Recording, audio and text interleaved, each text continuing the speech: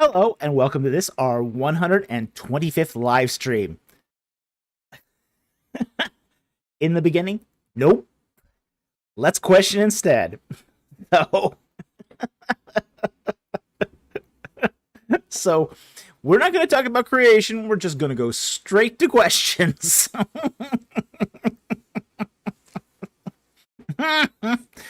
BC, wow, 125. Yeah, it's been 125. I can hardly believe it myself. Considering that I didn't think this was going to go past 6. 125 live streams is something I did not expect. Not in the slightest. Okay, so if you're new here, and I see we do have a few new people on the live chat here. This is where we take your questions on ancient Egypt and the Bible. Now, the rules are the same as they are every week, so there's nothing new coming out of left field here. Super chats have priority. This is standard across all YouTube platforms. Okay, but we also take questions that are not super chats. But for those, we ask that you put a Q and a colon in front of your question, so I know that's directed to me. Also, we also ask that you only put the question in once, so I don't get confused about where I am as I scan the live chat for questions. Okay, so if I catch you posting the same question twice, we will disqualify it from being considered. Also, if it has to do with a passage in the Bible, we also ask that you put in the book it's from, chapter, and the verse. Last live stream, there were a few people that didn't do this. And because of that, we were not able to fully answer their question as quickly as possible. Okay, so that helps me get some context. Same with a foreign word. If you're going to ask me about a word in foreign language, we also ask that you put in what language you think it's in, what you think it means, and just give me a little context to go on so I can sort of zero in on the question, okay? Because some of these questions are very contextualized. I do need that extra sort of information to figure out what you're asking, okay? So that said, let's get to the questions. Okay, so tonight we're going to start with 3 non-super chats. And the first one here is going to be from Da Duza Dude. He asks, if Melchizedek was a pagan, why did Abraham pay him a tithe? Okay. Well, that's a great question, but it also is, how do I say this? We're not exactly sure he was a pagan. Okay. Now, he was the priest and king of Salem, what the Amarna letters would call Urushalem, city of Shalem, city of the god Shalem. Okay? So, that is the name of a pagan god, at least in the Jebusites. But he's also called Melchizedek, which is Zadok is king. So he's also named after a pagan deity. Okay? Now, you've got one pagan deity for the name of a city, which sort of means peace. You've got his personal name, which means righteousness. So in both these cases, both these gods are embodiment of say, personal traits.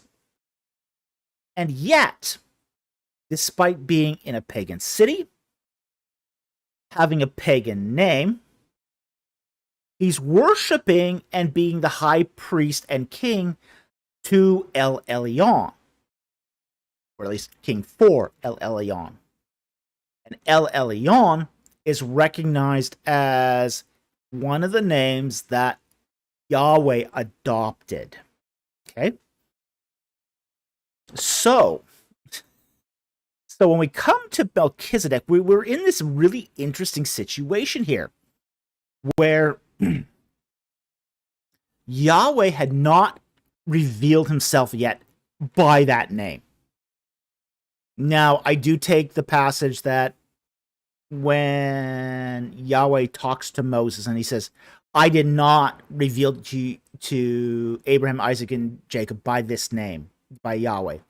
I take that as a independent clause, not as a question. So we would not expect any worshiper of Yahweh to use the name Yahweh to refer to him. So he's going to use other epithets. He's going to use El Shaddai.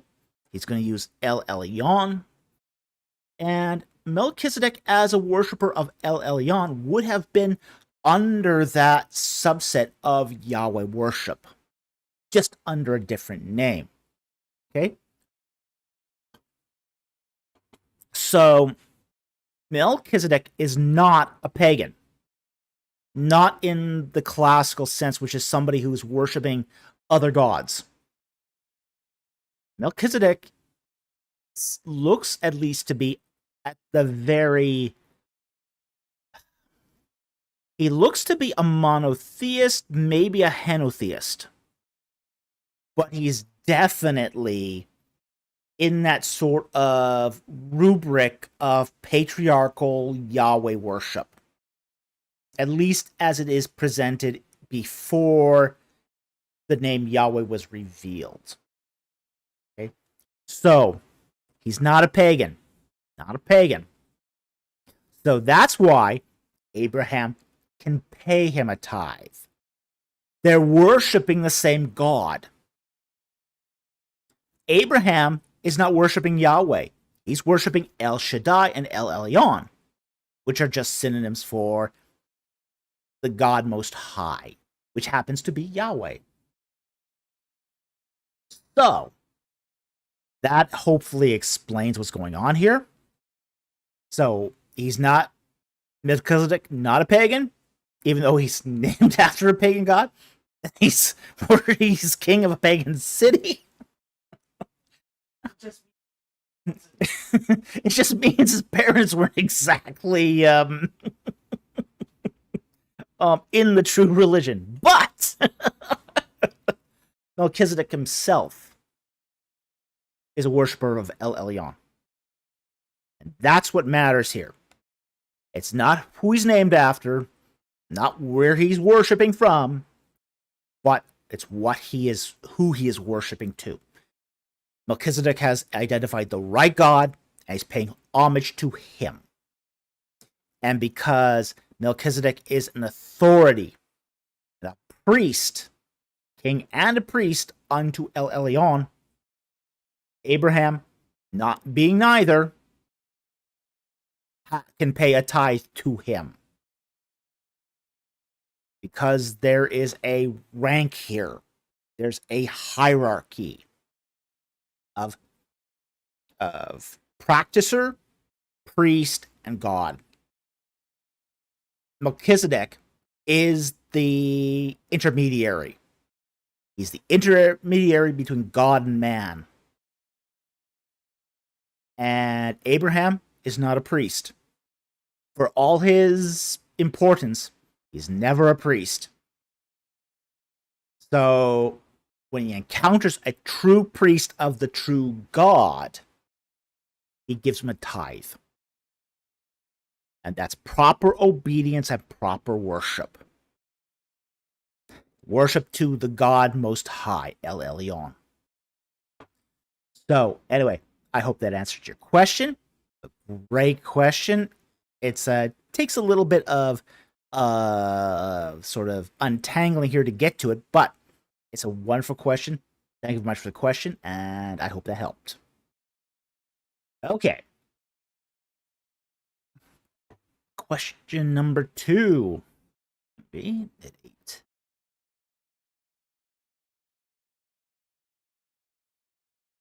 Our second non-super chat here is going to be from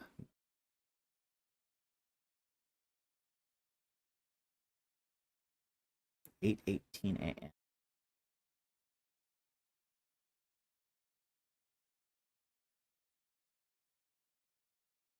Don't tell me that just dropped off.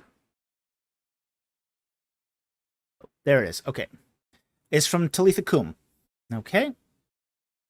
And she asks, would someone get in trouble with Pharaoh or the priests for mentioning Akhenaten after the Amarna period? Okay, interesting question. The quick answer is no. The fact is that after Akhenaten's reign, he was not a verboten figure. Now, get into Dynasty 19, yes, he starts to become a verboten figure. The reputation of Akhenaten doesn't change dramatically. Now, one of the things we have to understand about Akhenaten's reign in general is that basically since Cyril Aldred wrote about Akhenaten, Cyril painted Akhenaten as having a troubled reign that ended up in revolt. There's no evidence at all that revolt happened. In fact, all the evidence we have is that there was a peaceful transition between Akhenaten and Smenkhare. That wouldn't have happened if there was, say, revolt over Akhenaten's reign. Okay? So, immediately after Akhenaten, there was not any sort of ill will against him.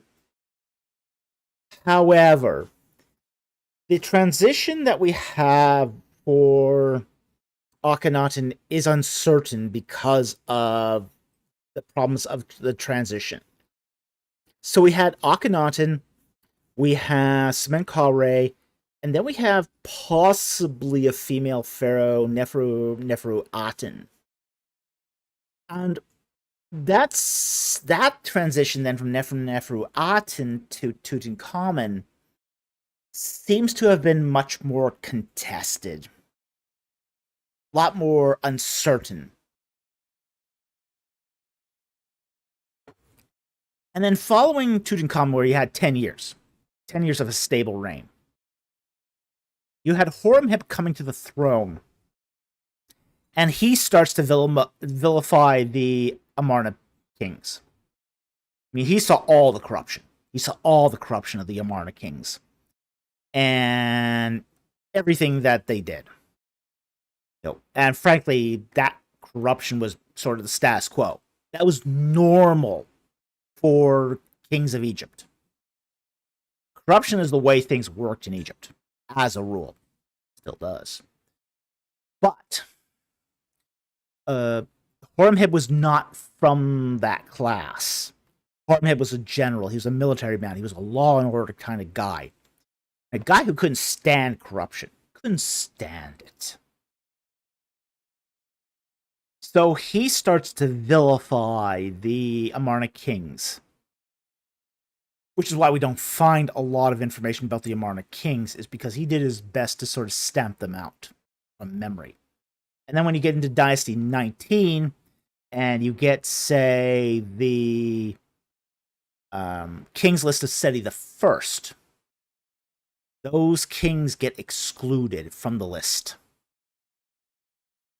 So essentially, the kings list at the Abydos Temple of Seti the First jumps from Amenhotep the Third, which was seen as the last legitimate king,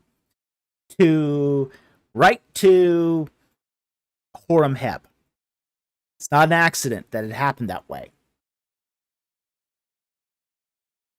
But in general, mentioning Akhenaten after the Amarna period would have happened, just because certain edicts were signed during his period. There would have been laws that would have been enacted under the Amarna period that they would still have to talk about. Even the worship of Aten continued until the early 19th dynasty. So there were still people who were openly practicing Aten worship right up into the reign of Seti I. So none of this died immediately after Akhenaten or the Amarna period, but continued on for many years after. It only just slowly died off as royal funding was cut off and as they were vilified later on. So anyway, I hope that helped. Thank you very much for the question. Very much appreciated. Okay, and the third super chat we're going to take here is...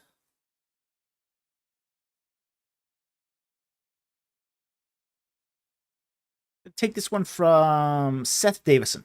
Okay. And he asks, can you comment on whether Egypt chronology is the backbone of ancient chronology as discussed in Centuries of Darkness? James, I don't know who that is. I think is it Cameron? Does Egypt chronology need to sync with biblical chronology? Okay, you got two questions here, both of which are very interesting. Of course, I'm a total chronology geek, so I love these questions. I love these questions in chronology. Okay, the first question: is Egypt chronology the backbone of ancient chronology? The answer is no. So it's just, this one's easy. This is a definite no. The backbone of ancient chronology is Mesopotamian chronology. That's the gold standard of chronology, not Egypt. Now, I have heard people say that Egyptian chronology is the backbone of ancient chronology. Okay, I've heard Egyptologists say this. These are people who don't know anything about ancient chronology. Period.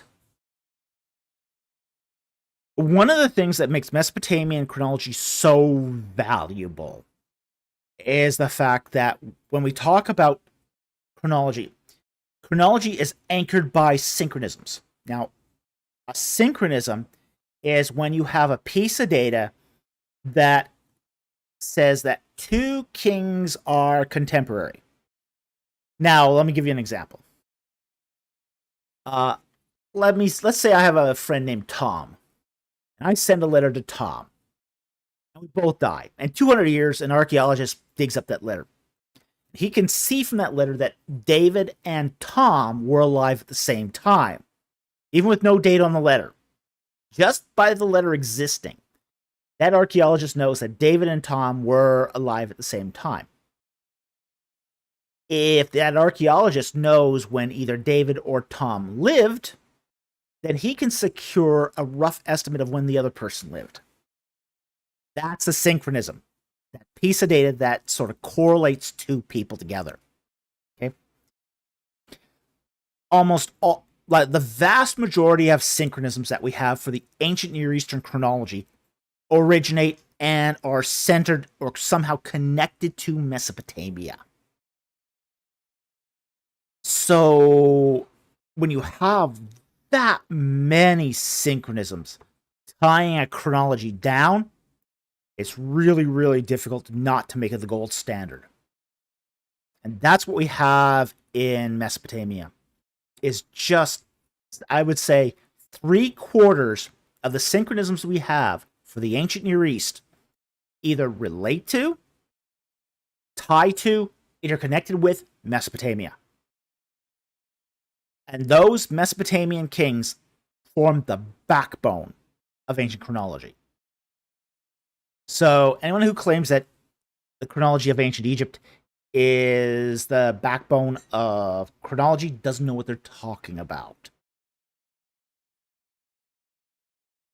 Okay, so with that said,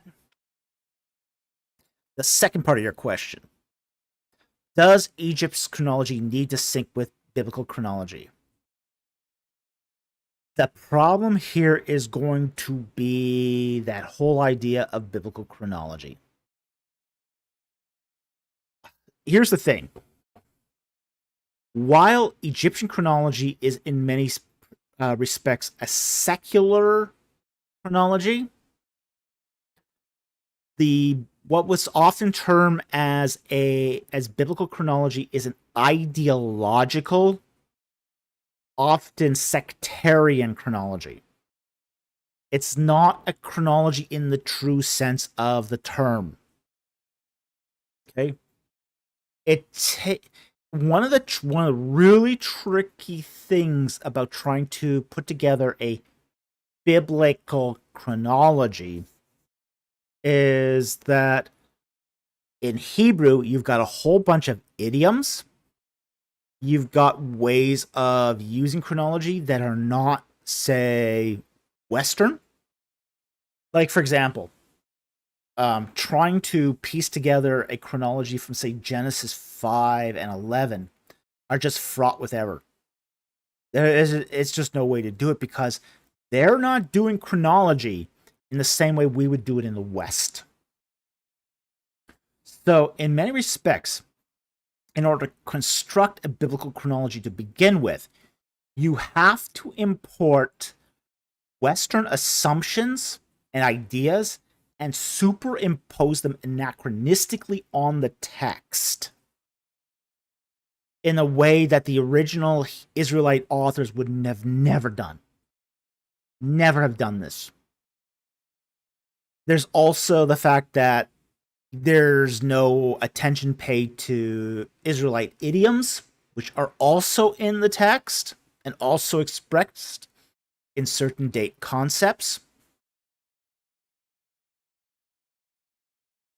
So the problem here is going to be what you're doing is trying to compare an modern, reconstructed chronology for Egypt against a anachronistic, Western, idiomatic, and torn out of context reconstruction of biblical chronology. That, unfortunately, is going to be doomed to fail. And you can't possibly expect the two to sync. It just can't be done. And it won't, and it just doesn't happen. It just doesn't happen.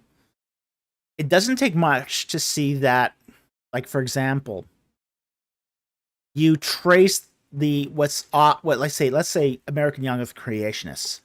They'll take biblical chronology and trace the flood back to 2350 BC. The problem is that's going to be right in the middle of the construction of the pyramid of Khufu on the Giza Plateau. This becomes an insurmountable problem for American Young Earth creationism. Okay, and to the point where they really don't even want to discuss this. This is a topic that you want to make an American Young Earth creationist uncomfortable. Oh yeah, bring up this topic. Yeah, they can handle a global flood. They can handle dinosaurs. They can handle all that. You know, even the speed of light across the cosmos over 13.8 billion years. They can handle that. Pyramids? Oh, you want to see an American Young Earth creationist squirm? Yeah, bring up pyramids. They know they can't get around this. Not without some pretty uncomfortable moments. So, what I would say is that, to answer your second question, Egyptian chronology is its thing, and it's secured against, say, the syncretisms in Mesopotamia. So it's secured against the gold standard of chronology.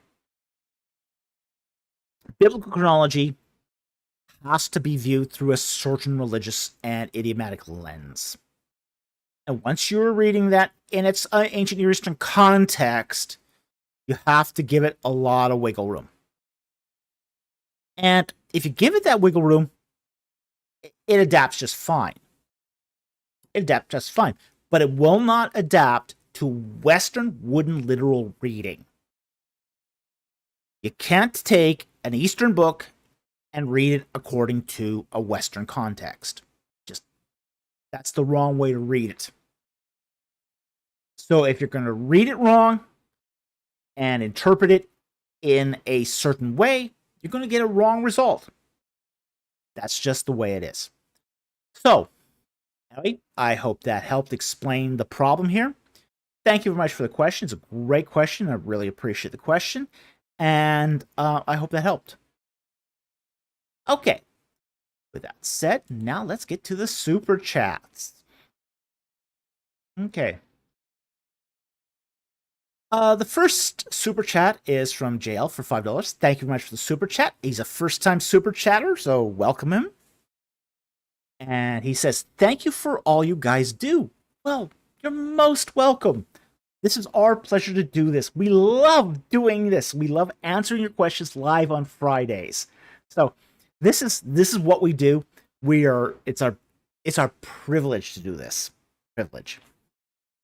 Okay, and he asks, which books or resources would you recommend for discipleship? Oh, great question. Great question. Here's what I would recommend. I would recommend the works of Mark Dever. Not Bill Dever. Mark Dever. There's a difference. Okay? If you've been on this channel for any length of time, you know the difference. Okay? Mark Dever runs a ministry called 9 Marks.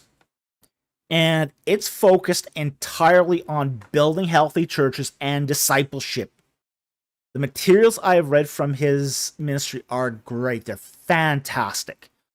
You can get them on Amazon. One of them is like, what is a healthy church? How can I disciple? Great set of materials. Okay. It's the best I've seen, at least so far. As I would say, Mark Dever, 9 Marks Ministries, great books. You can look them up on Amazon. They're fantastic. I haven't seen anything that comes even close to what he does. Okay? It's biblically grounded. It's oriented towards building healthy churches and ultimately to their growth and division and expansion. So, and he makes it really clear that I think one of the things that's great about Mark Dever's work is he makes it really clear that the purpose of discipleship is to raise up new elders. And then to raise new elders to new pastors, who then create new churches. It's sort of a bottom-up kind of philosophy, and it's really it can transform a church when properly implemented. So, yeah, well, I won't comment on that. My producer just made a comment on this side, which I will not repeat. for the peace of the brethren. So anyway, that's who I would recommend for this material. Again, Mark Dever, 9 Marks Ministries, great materials. You can get them on Amazon. Thank you very much, Super Chat. Very much appreciated.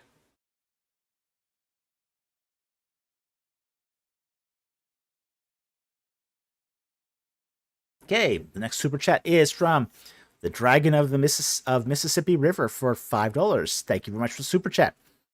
Didn't know that the Mississippi River had a dragon. Learn something new every day. Okay. What are your thoughts on William Shea's translation of the Isbit Sarta Ostracan? Okay. I have read it. I have read his paper. I'm not sure he made his case. Now, the Isbet Sarta Ostraca is very controversial. Very controversial. It's somewhat fragmentary. the readings are uncertain of where the word divisions are. It sounds like it's idiosyncratic Hebrew at best.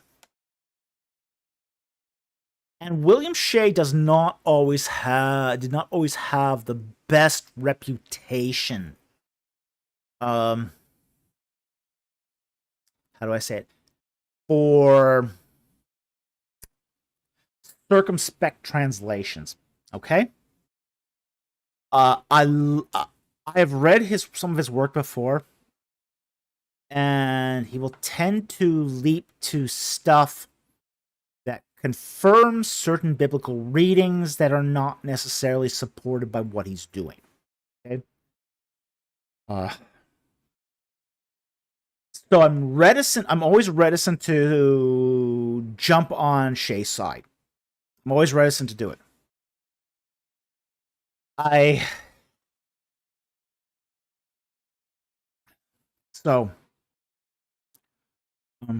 And more recent articles on this have not sided with him. So his translation has failed to gain academic traction. Possibly could be right.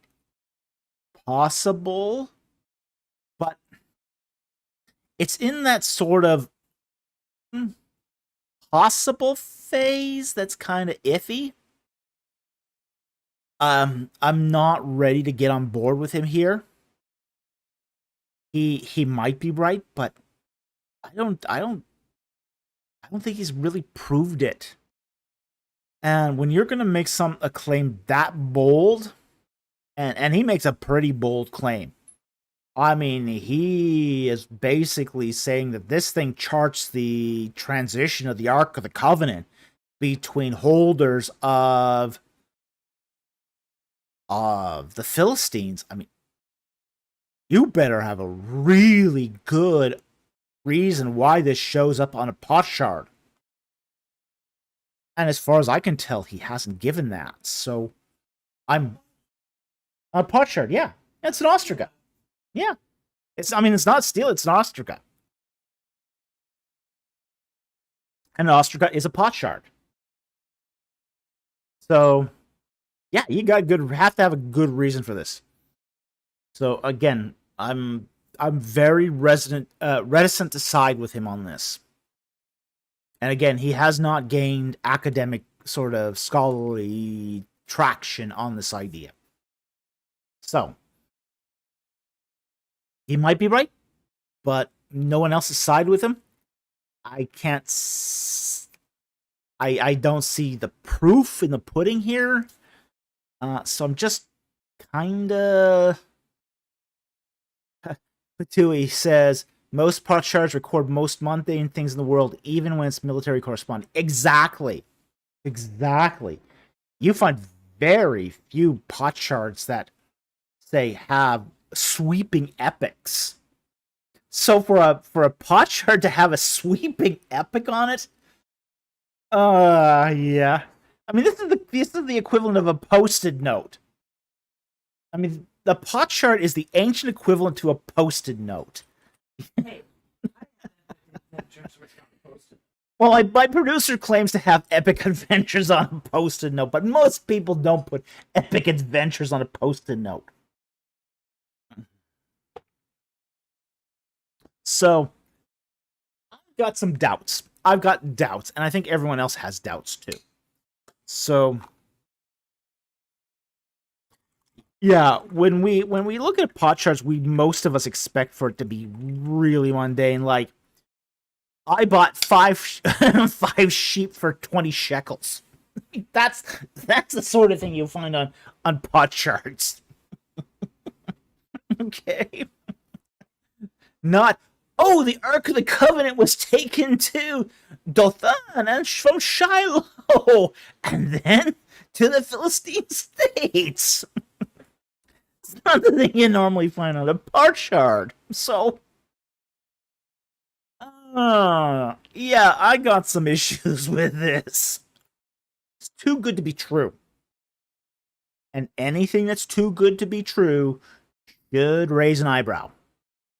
Okay, you should be suspicious when it's too good to be true. But this has sort of been Shay's career, is to raise stuff like this that's been too good to be true. So,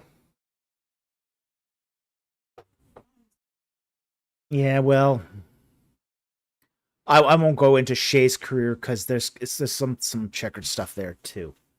So anyway, thank you very much for the super chat. Very much appreciate it, and I hope that helped. Okay, the Dragon of the Mississippi River for $2. Thank you for the super chat.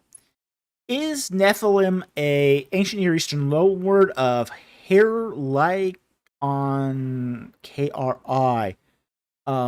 Is that supposed to be Kitchen's Ramesside inscriptions?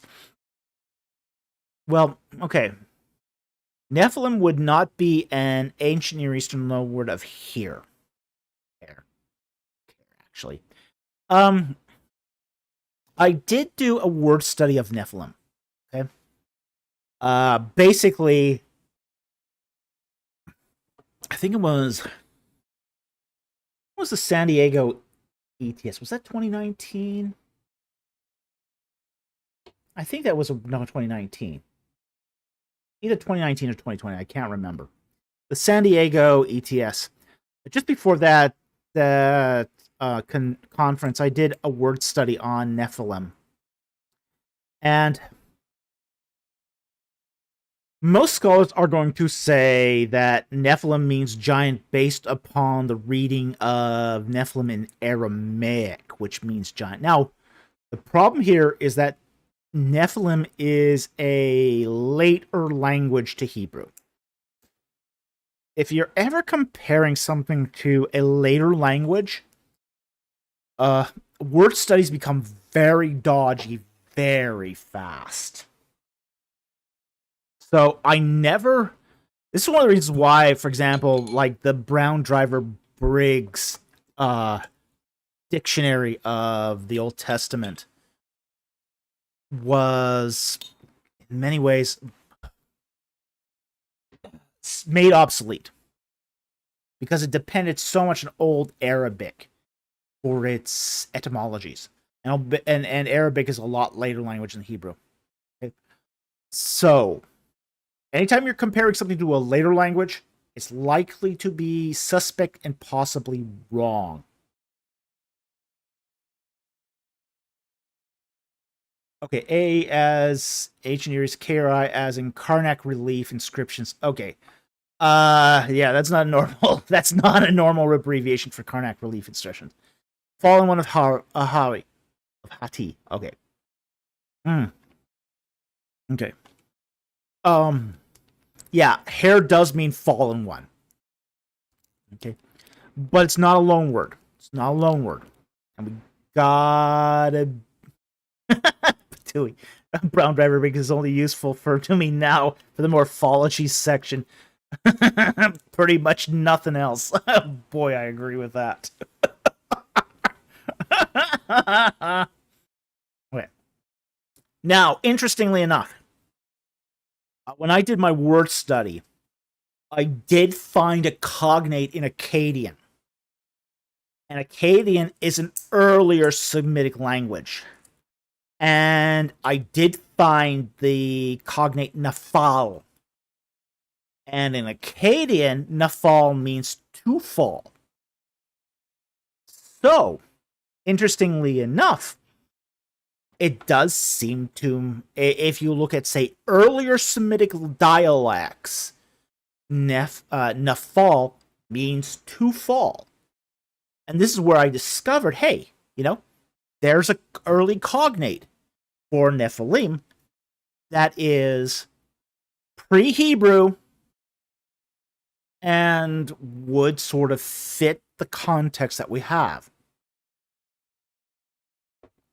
So, it isn't any loan word. It's just not any loan word from Egyptian, but from Akkadian.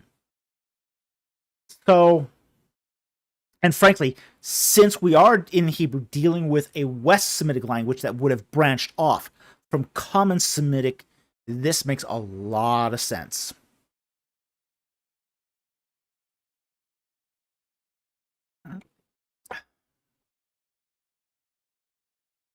Yeah, Mr. Rich B.O.B., take that for a moment here.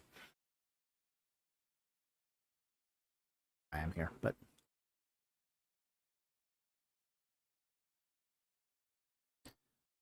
Mr. Rich B.O.B. says, though I can't remember his argument other than coincidence, according to Mike Heiser, if the word Nephilim meant fallen one, it should have been slightly different spelling from what we have. No. Sorry. It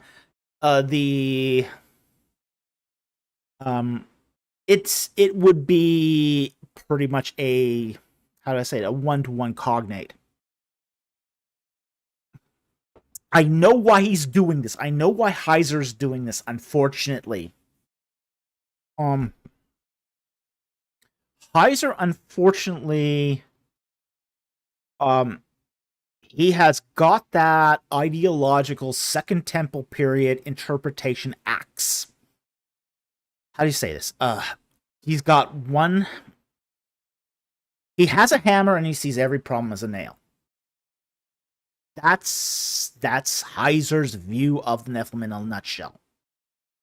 Now, I'm cool with this if it's not this, but according to my word study, that's what I saw.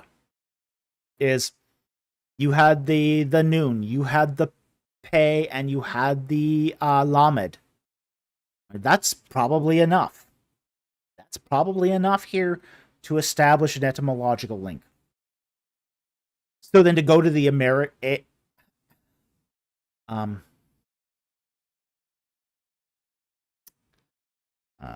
Aramean after that? Oh, no. That's putting the cart before the horse. So this is something that's always bothered me. As I said, I've mentioned this before. There's something that's always bothered me about Heiser. And I like Heiser, okay? Don't get me wrong. Like Heiser. I've gotten a lot of valuable stuff from Heiser. He will say the right things when he talks about methodology, and then do the exact opposite. He'll tell you, okay, interpret literature according to its contemporary works. Great stuff. Oh my gosh, I'm on board with that. Fantastic. Then he goes in, he interprets late bronze literature according to Second Temple period literature. What happened? You'll do the same thing with this stuff. Okay. You know, you do your etymology according to earlier languages, not later languages. And then he goes and does the opposite.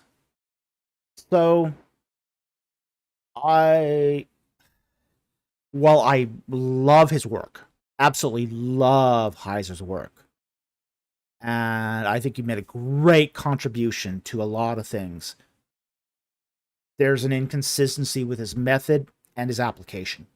And I think this is one of those places where there's that inconsistency. So, anyway, yeah, Pablo, I do agree. It's a pity he's not here anymore. I would have actually loved to have talked to him on some of these issues. I really hope to have, because you know, there's things I wish we could have talked out and you know, real. Yeah, we both expected to meet someday. We both expected to meet. We both expected to talk some of this stuff through. We just never got to have the opportunity to do so. Yeah, I know. Yeah, we'll meet someday. Yeah. Yeah, I agree with Jack Ray. Mr. Spielby, well, to be frank, Heiser believed Torah was Second Temple period literature post-exilic, and I disagree with him vehemently. So, again, I'm not going to. I mean, you can't sort of argue with someone who's passed on. Well, you can, but it's not the best thing to do. But let's just say that I don't concur with him here. Okay. I think there's more than sufficient evidence to say that it's not Second Temple period literature. So, anyway, thank you for that super chat. Really appreciate it, and we're going to move on to the next super chat here. Okay.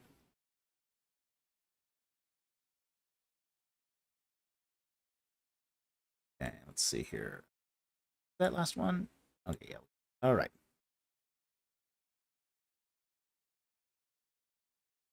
Okay, the next super chat here is from Asin Weir for $4.99. I'm so triggered by Monday's video. Wah. Cry, wink, smiley, laugh. Yeah, okay. Some people were. Okay, I'll say this. For those who don't know, last Monday's video was on Genesis 1:1. How do we read the grammar? How do we interpret it? Okay. We lost some subscribers over it. I think mostly creationists, but we gained them back. So some people were triggered.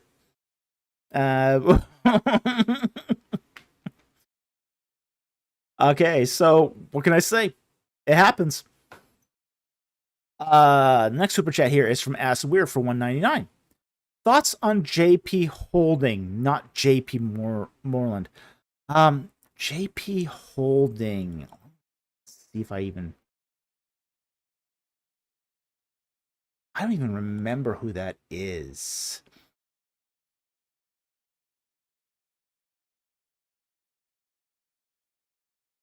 Oh. Oh.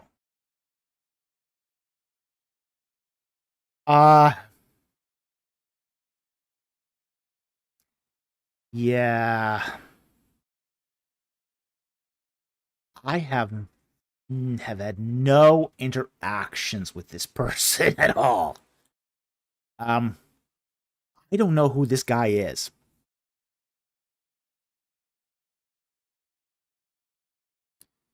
Has had a channel called Tecton TV. Top level historical apologists. Yeah, not on my radar. There are people who do appear on my radar, and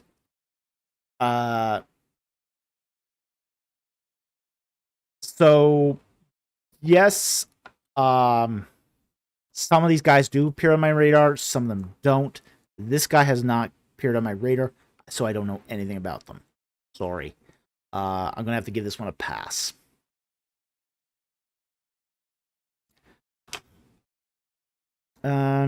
Take that non-super chat that just popped up. Mr. Rich B.O.B. Do you know if Heiser ever read your book? Yes, I do. He read it. He agreed with it. So, it was like, he commented about it once on, and for those who don't know my book, Reach? Of course they don't. Put back in the book. All right. The book in question is The Ark of the Covenant in its ancient Near Eastern. What was the name of my book? No, it wasn't ancient Near Eastern. In its Egyptian context. I can't even remember the name of my own book anymore. The Ark of the Covenant in its Egyptian context and illustrated journey. Okay. Yes, he's read the book. He read the book, and he basically said, "Yes, you don't remember. Hey, I've written so much stuff. I can't remember half the stuff I've written." Yeah, okay, but whole lot of data in our heads. Your own book? Nope, can't remember my own book.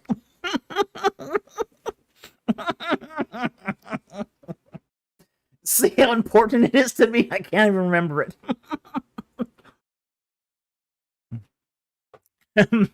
The name of my book, my wife's name, her birthday,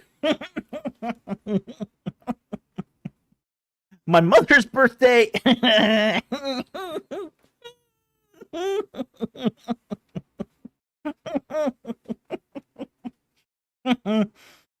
Writing a paper right now.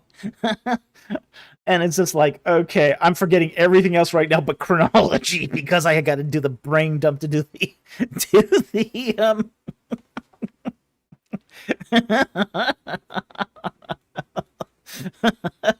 just to do the stuff I need to do. It's just like, okay, it's you sometimes do get in that zone, I'll have to admit. What's my anniversary again? It's according to A.M. Andrew Graham. Yeah, laugh out loud. Now, I will have to say this. My wife was very wise. Very wise. She chose our wedding to be the day before Valentine's Day, so I would never forget. Okay, so I have no excuse ever.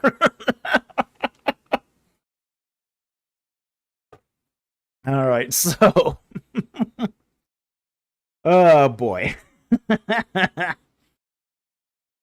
But yeah, he did was it now?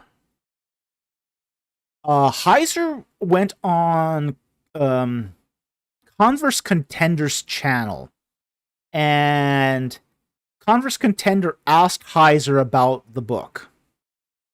And Heiser said, well, yeah, of course Falk is right. What do you think they were doing in Egypt other than building shrines and building furniture and all that? They weren't just sitting on their hands going, oh, I think we need to consult the Bible. Oh, we don't have a Bible yet to consult. So, so I know Heiser read the book. He agreed with it largely. So, yeah. Anyway, so yeah, I do know he read the book, even if I can't remember the name of my own book. So anyway, thank you very much for that question. Very much appreciated. All right, let's get back to the super chats.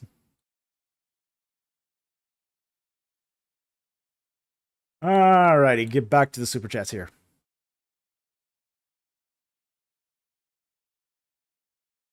Addison Weir for 199. Thoughts on having thoughts. This is called metacognition. Thinking about thinking. It's a real thing in philosophy. That might come as a surprise to everyone. But metacognition is a big thing in philosophy. Some have even postulated that this is one of the signs of being conscious and having a mind, is thinking about having thoughts. So, I don't have too much to say on this topic, but big thing in philosophy. Know it, seen it, and I've seen some of the debates around it. So, thank you for the super chat. Very much appreciated. Okay.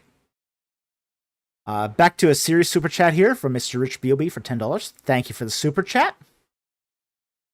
And he asks two questions. One, did Mesha sacrifice his son or King of Edom's? 2 Kings 3:26-27. Okay, let's bring up that quote here. Here to 2 Kings.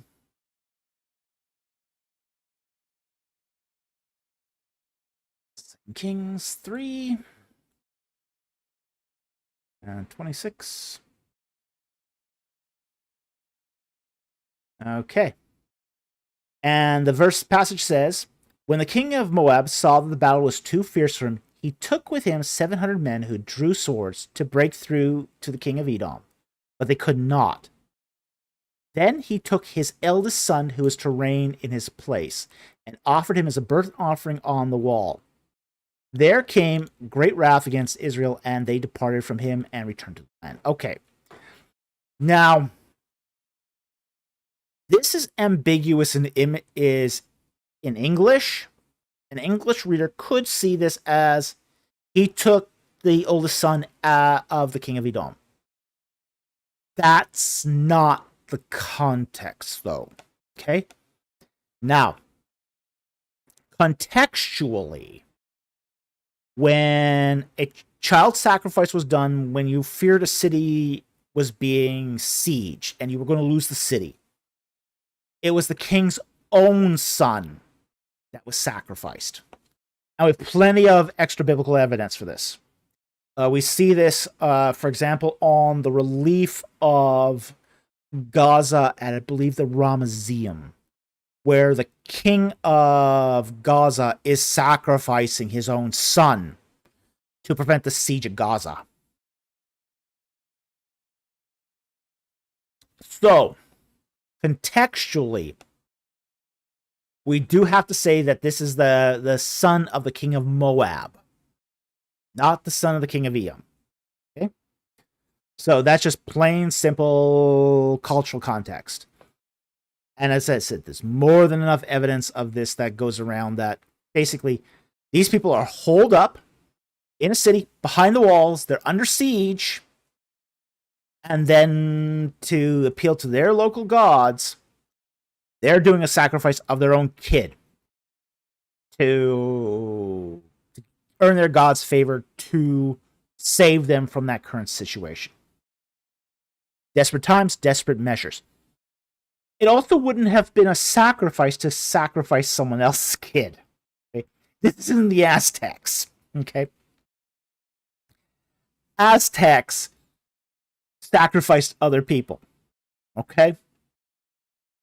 Levantine chiefs sacrificed their own kids. Again, this is all cultural context. A sacrifice has to be worth something for it to matter as a sacrifice. Again, what we have here is the king of Moab taking what's most precious to him, his oldest son, and sacrificing him to save the city. And we even see this chronicled in the Mesha. So, that much is clear. Okay? So, that's the answer to the first question. Now, the next one, which is, if the Song of the Sea is older than the text around it, doubt it, is it weighed more heavily in interpretation? Okay. I have serious doubts about this. I have serious doubts about that whole idea that just because it's poetry, it's older. I think this is one of the effects of the documentary hypothesis playing out on biblical exegesis. Okay. There's actually no reason to believe that the Song of the Sea is older than the surrounding text. None. Zero. The evidence here is so thin, it is not even funny. Yeah, they'll point to, say, old, quote, older forms in the poetry, but that can also be explained by the poetic genre. And we have a lot of late Bronze Age texts that have a narrative followed by a poetic section. A lot of them. The famous Israel stela has this. The Kadesh inscriptions have this. There's so many of these, it's not even funny. So, I don't think that this can be maintained successfully. So, now, you clarified your question later on, but we had to sort of get that through that. Because I don't think you can weigh one more. I think that is an interpretive model that sort of defies what we know about the ancient Near Eastern literature. Just defies the model. So I just can't go there, as it were. Now, let's talk about the second thing, which is to clarify my super chat Q2, question 2, the contention given wall versus heat. A heap can qualify as a wall, but I don't think a wall can qualify as a heat. I'll tell you one in a moment. It seems the Song of the Sea is a source for the story. Okay, you're thinking of a wall in a Western way. You're thinking of a wall in a Western European way, which is as a structure that's built straight up. Not all walls in the ancient Near East were built straight up. We have what is called a temenos wall. And those are often built at an angle. More like a heap. The purpose of a temenos wall, as opposed to a city wall, as a sort of a straight up wall, a vertical wall, is that a temenos wall was used to define an area and to prevent people from scrabbling up it, make it more difficult for them to scrabble up it. Okay, so we have to be really careful here, because yes, a heap can qualify as a wall, and a wall can sometimes qualify as a heap, just because of the way those walls were built in the ancient Near East. And we got plenty of examples of this. Lots of temenos walls were built that way. Not as sort of straight up vertical walls, but as sort of a barrier to get to the wall. But sometimes what they would do is they would build the heap, build the temenos, and then go straight up. So I don't think, again, you can use this as evidence to say that the Song of the Sea is the source for the story. Because a wall can, at times, qualify as a heap. Just the way they built them back then. So, anyway, thank you very much for the super chat. Very much appreciate it, and I hope that helped. And again, okay, let's relate this back to the original context too, which is actually the parting of the Reed Sea. This would also make sense. If this is a wind set down, where a wind came from the east and blew the waters apart, we wouldn't expect straight vertical walls, contrary to Disney. Contrary to all the movies, contrary to Charlton Heston, the waters were not straight vertical walls.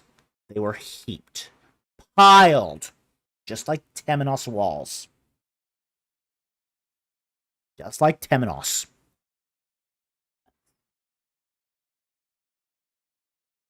Oh, it would be quite wide. My producer asked, what would be the width of a temenos wall for a...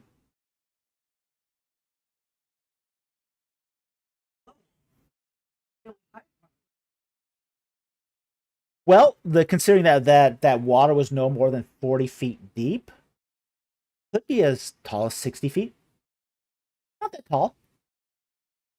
Yep. Not that tall and not right at your elbow. Yeah, not that tall and not right at your elbow. It'd be like... Yeah, pretty much. Yeah, it'd be like the apartments across the street, yeah. Yeah, nothing terribly scary.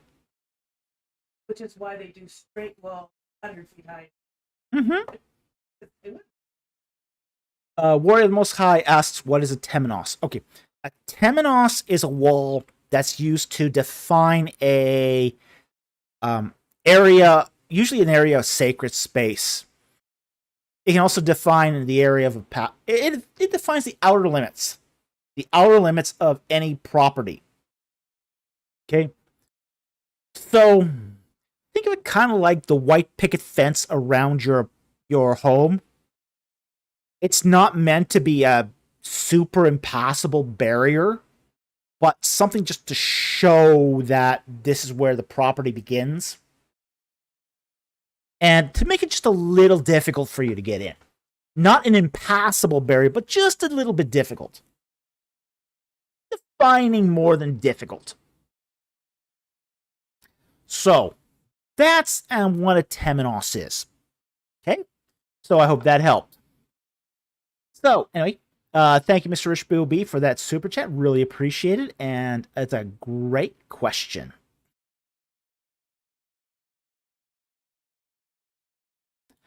Okay, Mr. Rich B for $5 asks a super cheeky question.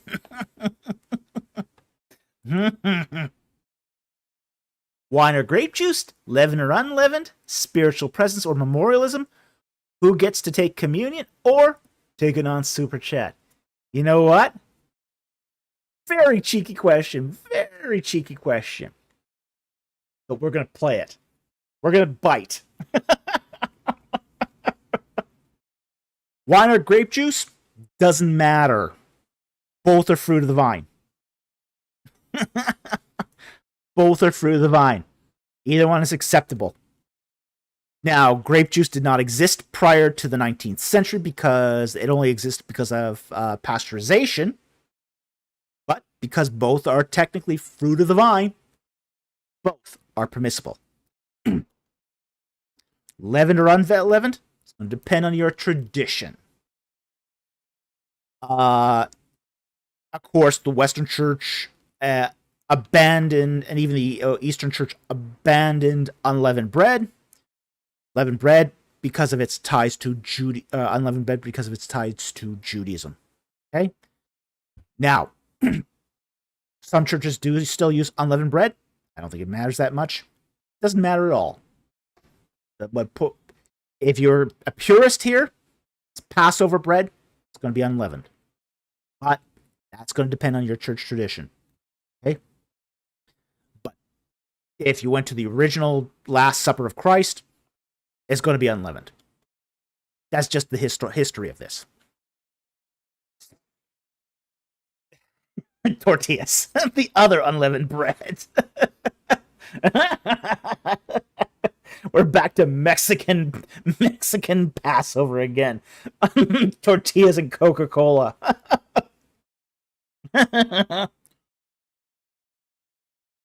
Yeah, could be. Okay. Spiritual presence or memorialism? Neither. In communio is what I would say. That there is a spiritual union of the Holy Spirit in the presence of the body of believers as they take the elements. So, neither spiritual presence nor memorialism. Another option in communio, as per the creeds. Who gets to take communion? Anyone who's a bona fide believer who's saved in the blood of Jesus Christ. So that's where I would sort of hang my hat on these particular issues. That's where I think the best sort of answers lie. So essentially, to recap, wine or grape juice doesn't matter. Leavened or unleavened doesn't matter. Spiritual presence or memorialism, neither. In communio. Who gets to take communion? Anyone who's a Christian, essentially. Someone who's a committed believer in Jesus Christ. So, with that said, I took your bait. There you go. And you've got my opinion. Now, anyone who, again, a lot of this is going to depend on denominational distinctions. If you believe otherwise, I'm not going to judge you on that. You're welcome to that opinion.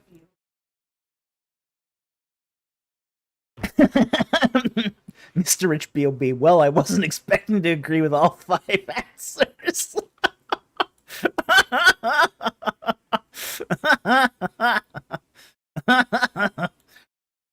That's funny. Well, sometimes that happens. You agree with me sometimes. Miracles happen. What can I say?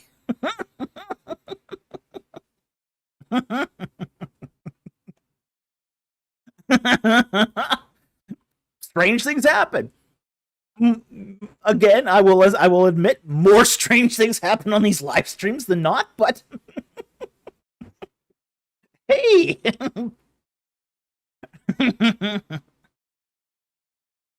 Okay, Daddy Dement asks an interesting question here. And it has not come up yet. So, there we go. All right. He asks, I'm a little unsure of what in communio specifically entails, but interesting. All right.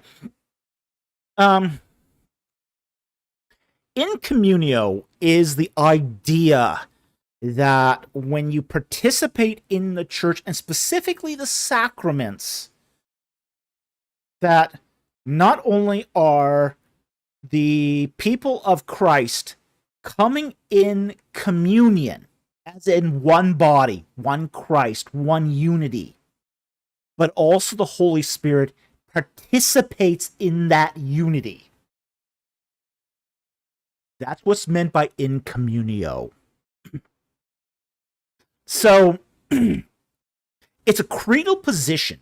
And what I mean, it's actually in the creeds that when it talks about the communion of saints, in communio, that's pregnant language. It's loaded language. The communion of the saints in the creeds is more than just, say, church, which has been often how it's interpreted in the West. It's more that there's a what Paul would call the mysterion, the unified body of believers coming together.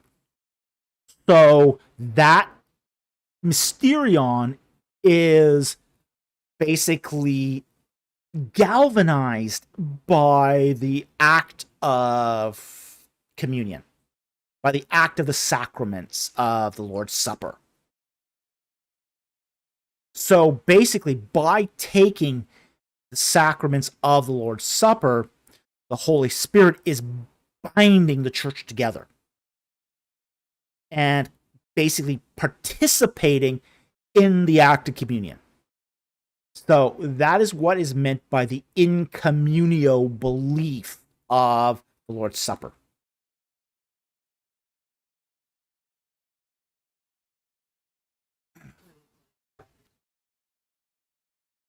Mm-hmm. Yeah, Patui points out a lot of these differences in sacramental practices are going to depend on your Christology and your denomination, to be honest. That's where a lot of these differences about the supper actually start. Again, yes, absolutely. There's no doubt about that. And again, people are free to disagree with me on this, but that's the idea that I would hold to, is the in communio version of the Lord's Supper.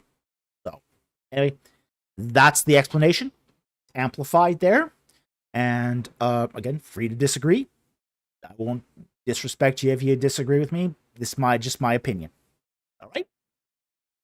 Okay.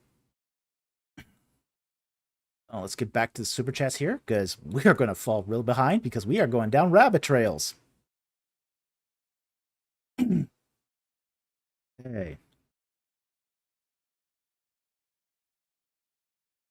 Mr. Rich B.O.B. for $5. Thank you for the super chat. Serious, what are your opinion on late communion, like during at-home Bible studies? As often as you're gathered together to do this in my name, I have no problem with it. If you want to participate in the Lord's Supper at your home Bible study, got no problem with it.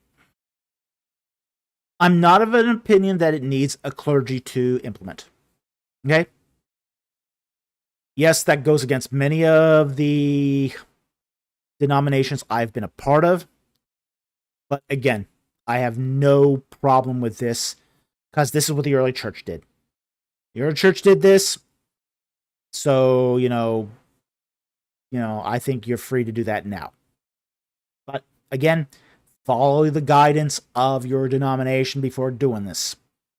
Because if you do this and your denomination prohibits it, you can land up in some pretty hot water. Like I know when I was member of the Free Methodist church, they only allowed ordained ministers to do the Lord's Supper. Anyone else who did it on the side was really in hot water. So they took that pretty seriously.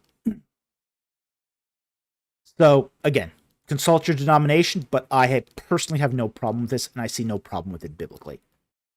So anyway, I hope that helped. Thank you very much for the super chat.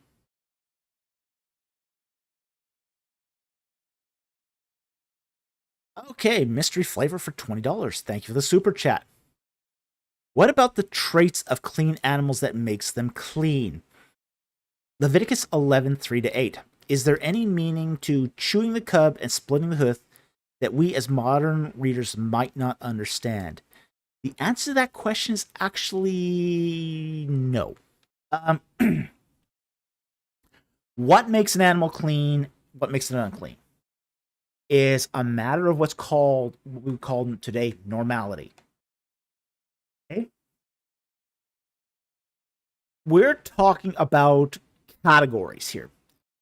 Basically, when we talk about the Levitical law, we're talking here about categories that describe normal.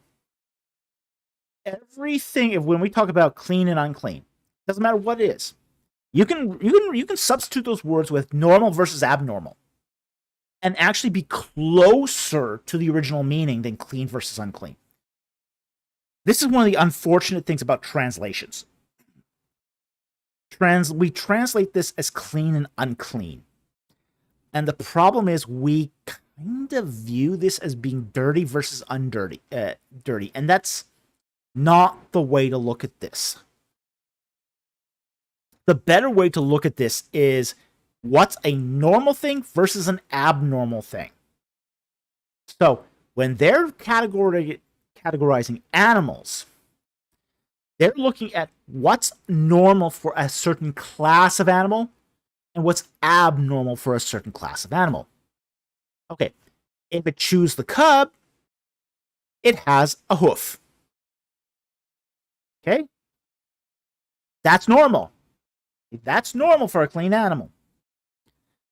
An abnormal animal chews the cud and has toes. So, rabbits are unclean, are abnormal. They chew the cud, but have toes.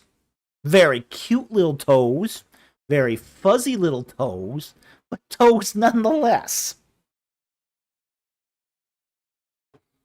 You can tell I adore my little bunny. Okay? But if it doesn't chew the cud and has toes, hey, it's okay. You need that to a certain degree. Okay? So, for example, birds of the air. If it's a chicken, it eats grain and insects, no problem. If it eats carrion, not clean, not normal.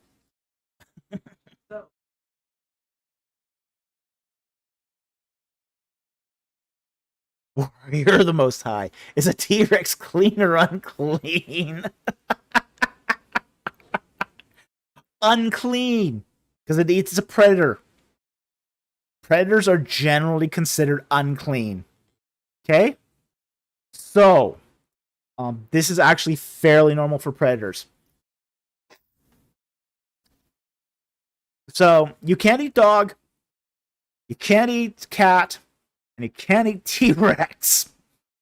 Oh, and you can't eat vultures.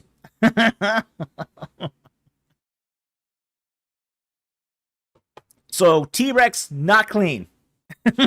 Definitely not clean. Oh, lizard is also unclean. Okay. You are not allowed to eat lizard. Lizards are generally considered unclean animals. So, so definitely no T-Rex. T-Rex is not on the menu. Elephant is. You can eat an elephant. Elephants are clean. Wouldn't recommend it, but yeah. There are some surprising things that are clean.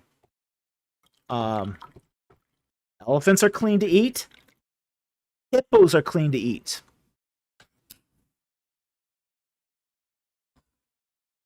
But not T-Rexes. Okay.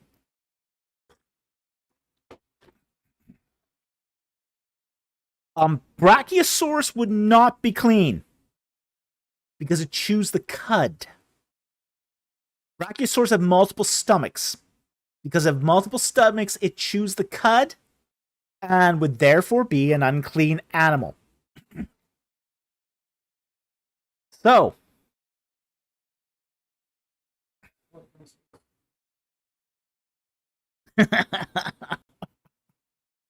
so anyway, I hope that answers your question.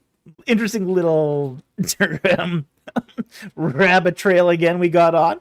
We're very good about the rabbit trails and the dinosaur paths here. So anyway, thank you for the super chat. Really appreciate it. I want to thank here BC for renewing his membership. We want to thank all of you who have renewed your memberships. We know that Jack Ray's been really generous here about donating memberships, but ultimately memberships will depend on you. So we thank you guys who've renewed your membership in supporting the channel. It really helps us to pay the bills, and we really appreciate it. Kwame Adu 007 for $2. Thank you for the super chat.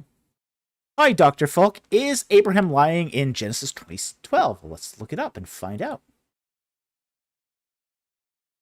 Genesis 20, verse 12.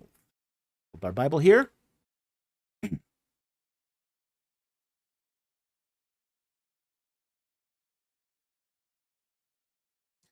I will start at verse 11 here. And Abraham said, because I thought, surely there is no fear of God in this place. They will kill me because of my wife, because she actually is my sister, the daughter of my father, but not the daughter of my mother, and she became my wife. Okay.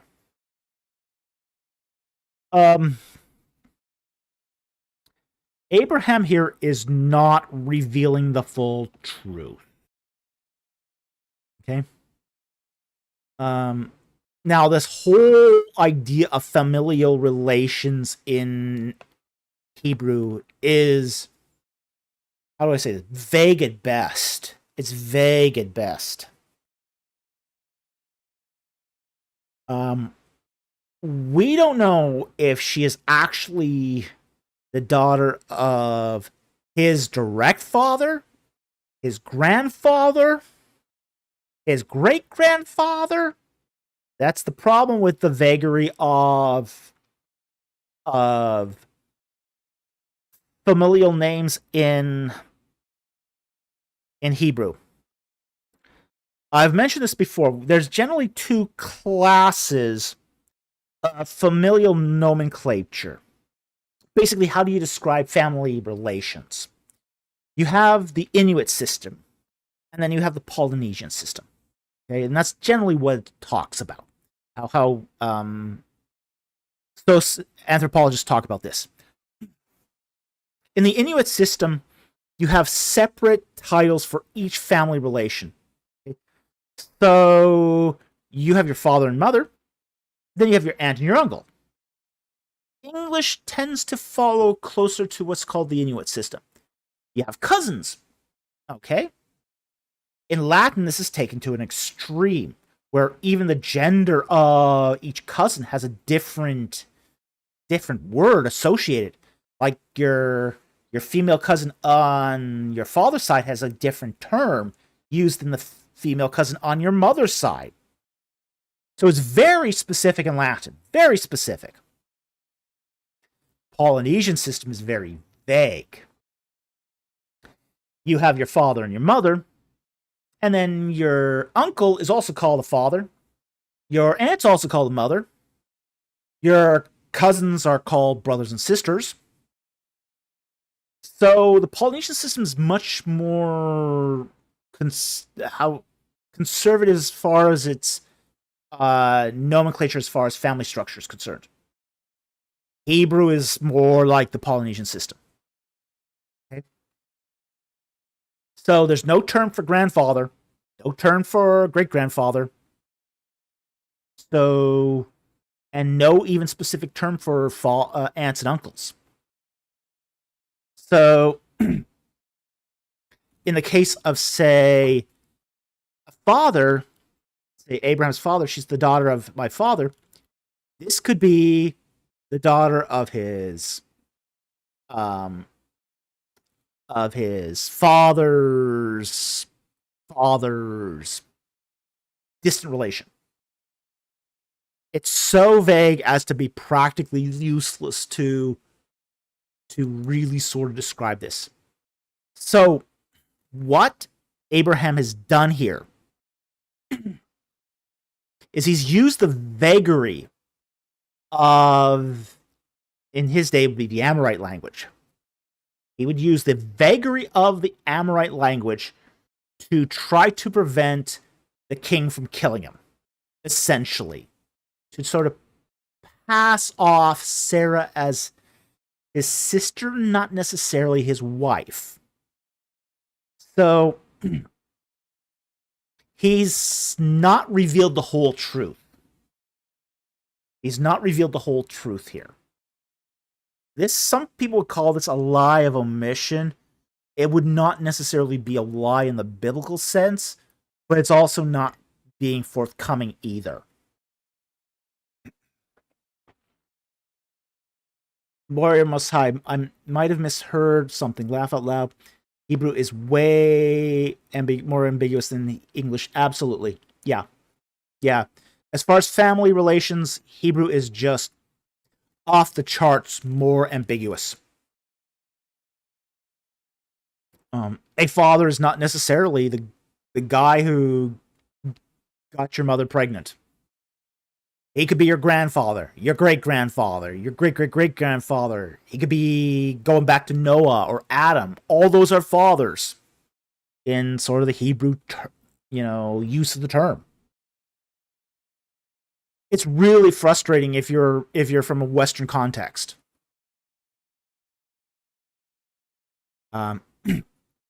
This is just something you have to get accustomed to when you read Hebrew texts. It's a Semitic culture. You have to take them as they are. It's a clan culture. They care more about the clan. And this is part and parcel to that whole clan culture. So they're not going to make those hard distinctions of relations because it wasn't important to them. Okay, did we just have a double question show up? All right, so we won't take that question at 9:32 because of a double question. All right, so anyway, thank you very much for the super chat. Very much appreciate it, and I hope that helped.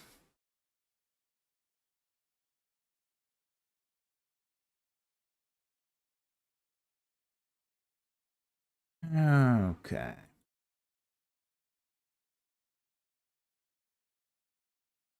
Kwame Adu 007 for $5. Thank you very much for the super chat.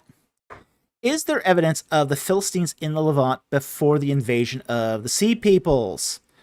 Well, the invasion of the Sea Peoples is the invasion of the Philistines. Okay, the earliest evidence we have of the Philistines is found in the Amarna letters. There's a tribe, I think it was it the Luca? I think it was possibly the Luca that do the first forays into the Levant during the time of Akhenaten. Okay. And it doesn't sound like they were exactly successful during that point.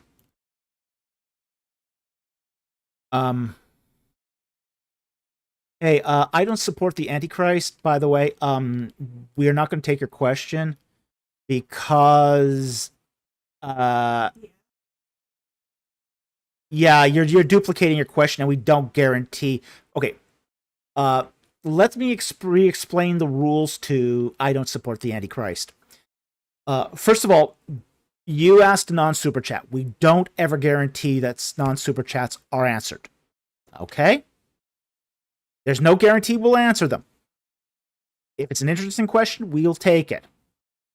Second, if you ask your question more than once, you're disqualified from having that question answered. We're really, really strict about this because we've had problems with question spamming. Okay? You answer the question, ask the question more than once, even if it's a closely related question or just slightly worded differently, it's disqualified. So you're going to be free to repost that question next week. Okay, we're not going to prevent you from once, but only post it once with the Q in front, and I'll see it and I will consider it. But you have to pay attention to the rules. Now, by the way, you might have noticed the rules scroll across the bottom of the screen too. Okay, people forget that the rules are there as well. So, as they say, none is without excuse. Okay? Okay.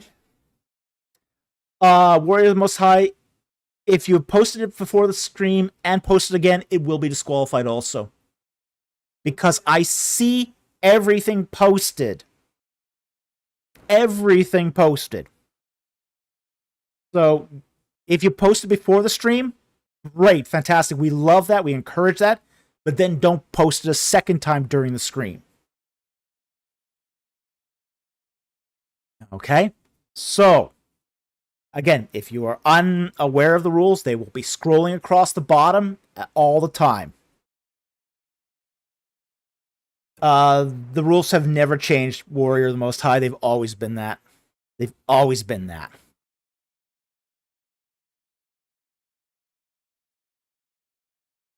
However, it's a good point to remind you of the rules, okay? So there you go. I know that scroll has been there since like live stream number 40 or something, so I know it's been there. Okay. Been there that long. Okay, so let's get back to Kwame Adu's question here. Is there evidence for these Philistines in the Levant before the invasion of the Sea Peoples? The invasion of the Sea Peoples was not a one-time event either. There were several tribes that came down. We do know from the Kaddish inscriptions that those tribes are already in the Levant early in the reign of Ramses II. So I think that we have good, strong evidence that at least by the time of the Exodus, they're already there in the Levant and already established. Because as I said, they're there before the Battle of Kadesh. That's in the 5th year of Ramses II. So, with that said, thank you very much for the super chat. I hope that helped. And it's a great question, but again, that invasion of the Sea Peoples is a progressive thing. The earliest we have evidence for it is the Amarna period during the reign of Akhenaten, and by Ramses II, they're fully established. So, thank you for the question. Really appreciate it.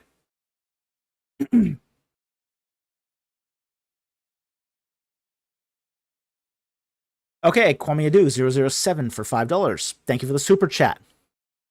Why was God angry at Balaam for going to Balak when it seemed as if he had told to go in Numbers 22:20? All right, let's take a look at that. And let's find out.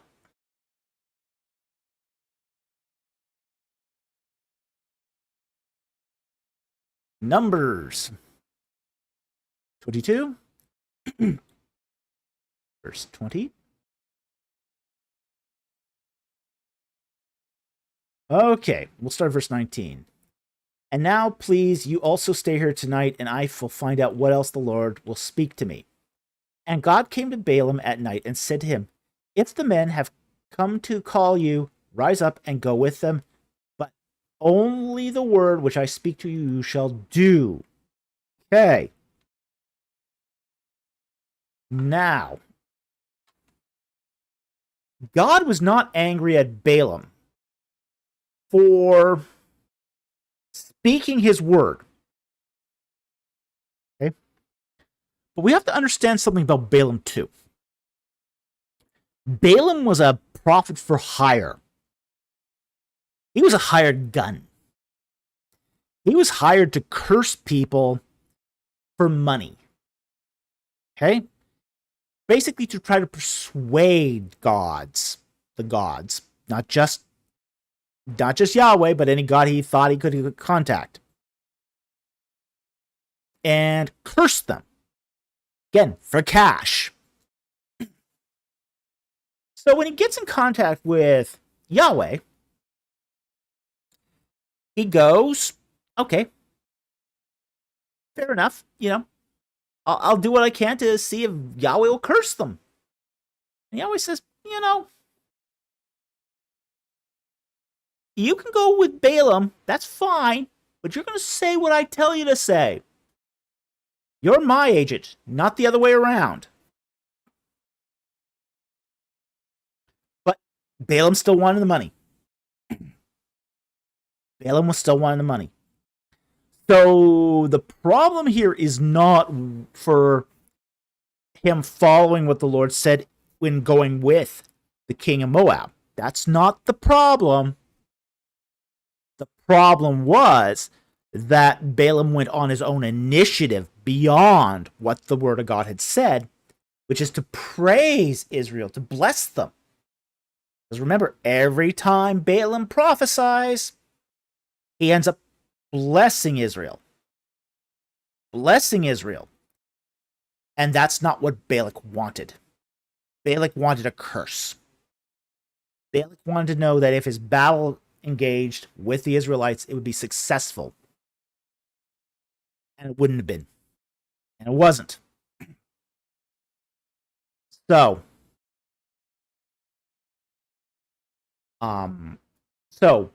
when we got here, verse 20, and God came to Balaam at night and said, if the men come to you, rise up and go with them, but only the word which I speak to you, you shall do.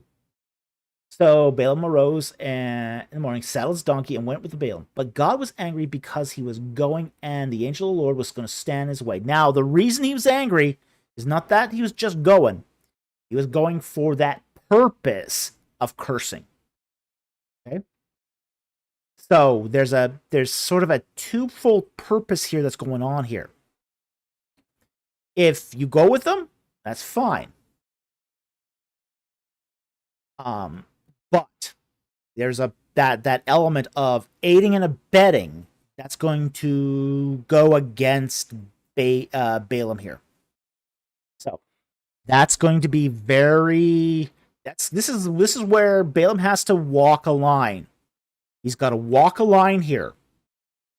Okay? He can go, but only to speak what he shall do, what the Lord tells him. That's okay. He can go as long as he does what he's told. But he doesn't want to do what he's told. He wants to cash in.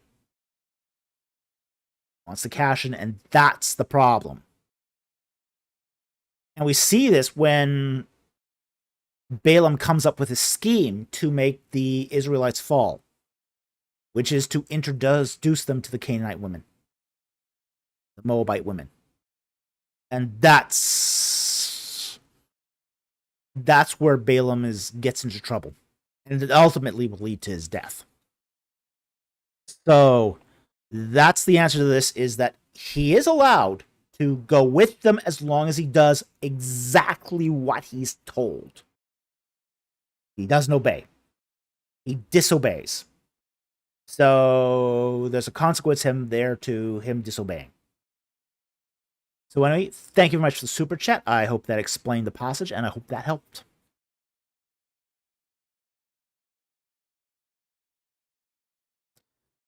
Next super chat here.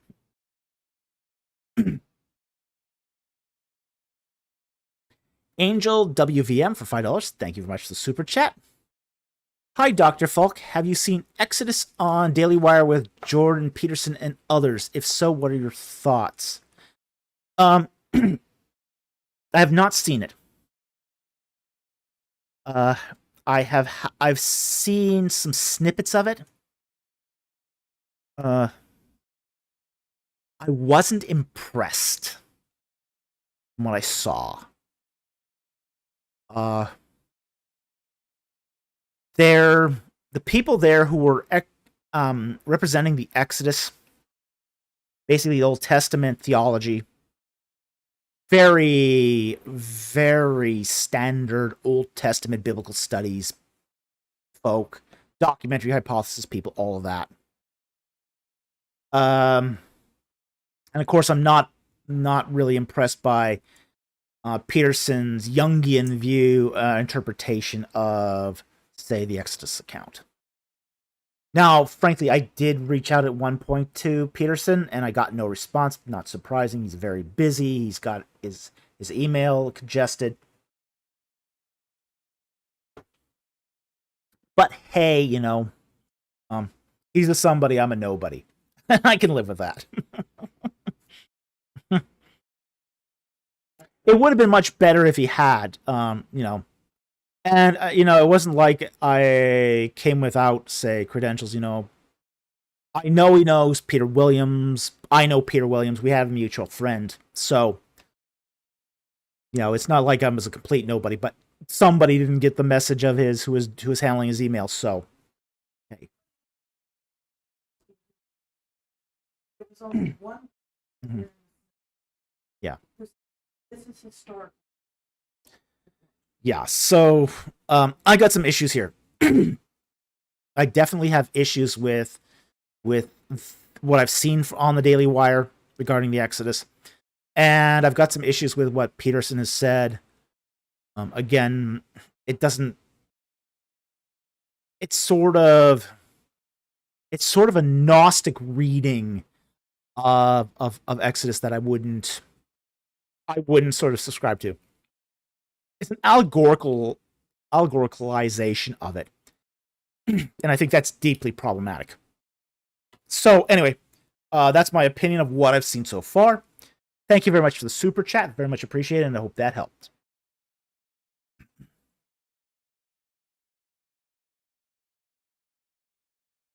Addison Weir for $1.99. Thank you very much for the super chat.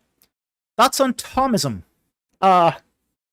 This is, of course, the philosophy and ethical teachings of Thomas Aquinas. A lot of it involves natural law, the whole idea that there's natural laws that determine not just how things work in the world, but, say, certain spiritual entities as well. Okay?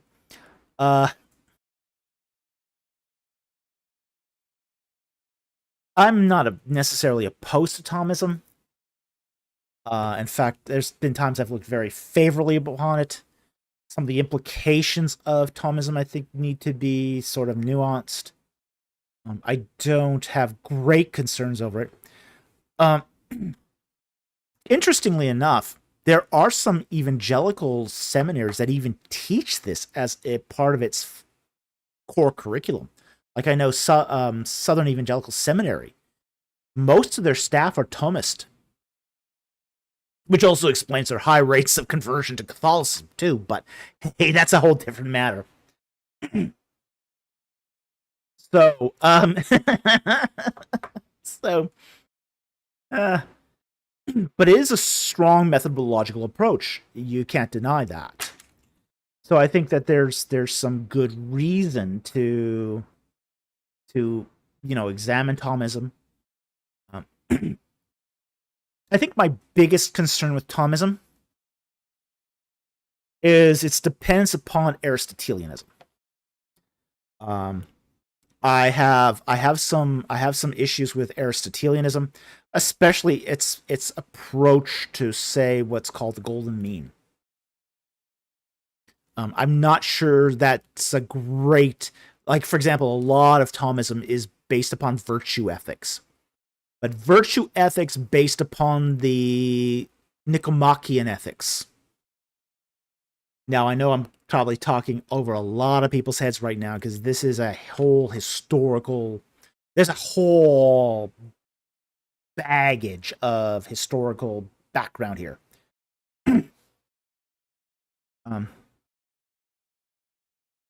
Thomas Aquinas was one of the scholastics. He believed that the foundation of theological thought was philosophical thought, Greek philosophical thought, particularly the writings of Aristotle, which in the West were more common in his day than, say, the writings of Plato. So, he had a copy of the Nicomachean Ethics. And the Nicomachean Ethics taught that everything is a middle ground. So there is no absolute right and wrong. It's something in the gray middle. Okay? So, it was not right to starve yourself. It was not right to be a glutton, but there's a golden mean in the center. Okay? And that's sort of the core of the Nicomachean Ethics. So that's that idea that you avoid extremes and hold to the middle is the core of Aristotelian ethics. And that also became the core of Thomistic ethics as well.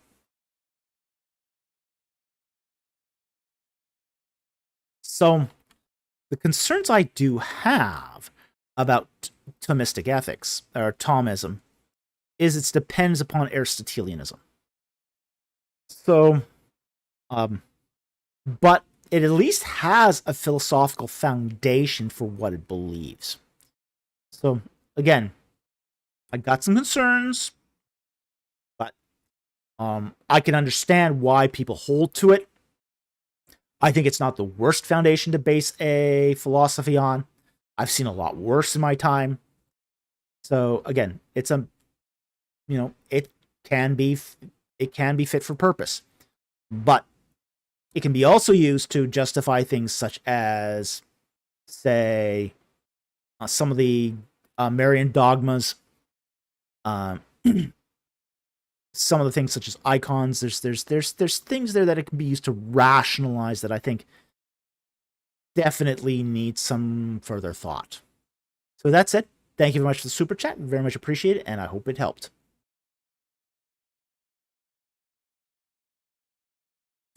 Okay, Linguist Ammo for $5. Thank you for the super chat. I enjoyed the video on Lachish letters. I think they are underrated when it comes to biblical studies. The attack on his illiteracy was hilarious. Yeah, it was. We are actually talking about this, which was the Lachish letters, which is member only content, which we made public. We are going to be this week, if I get this edited tomorrow, and I hope to do so, is we've got another piece of member content coming out, which is going to be talking about the eponym list of Hammurabi. Fascinating little article. Fascinating, with interesting consequences. So if you aren't a member already, please become so you can see this interesting video. Absolutely interesting video. So yeah, this one's going to be awesome. This one is really awesome. And it came out in a recent journal. So I got this journal and it's just like, oh, I got to do member content on this. Because it just explains so much about the life of Hammurabi. Really amazing. Really amazing. I think this one will blow your socks off. So again, Warrior of the Most High, does it have anything related to Abraham? Yes, it does. Okay, that's all I'm going to reveal. Okay, that's all I'm going to reveal. So, that's something you members, new members, you members have got to look forward to. Here is coming very soon. Is the eponym list of Hammurabi. Very interesting stuff. So we were glad that we could take that video on the Lachish letters and sort of share that with the wider audience, so they could kind of see what membership gets them. So I'm glad you enjoyed that. We really appreciated your comments, and I've liked your videos recently too. I really love the one on Tel Haman. I think that was a really great video.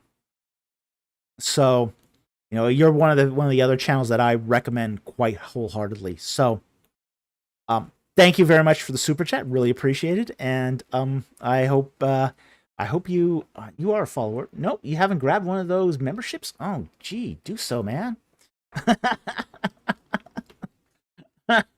So anyway, thank you very much for the super chat. Really appreciate it, and I'm glad you liked the video.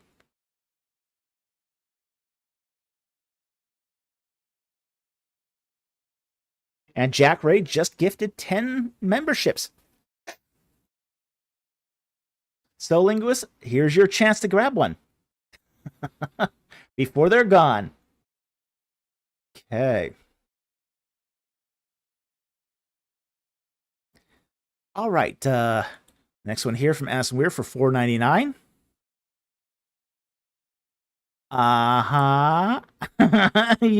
You're not gonna have me do that, right?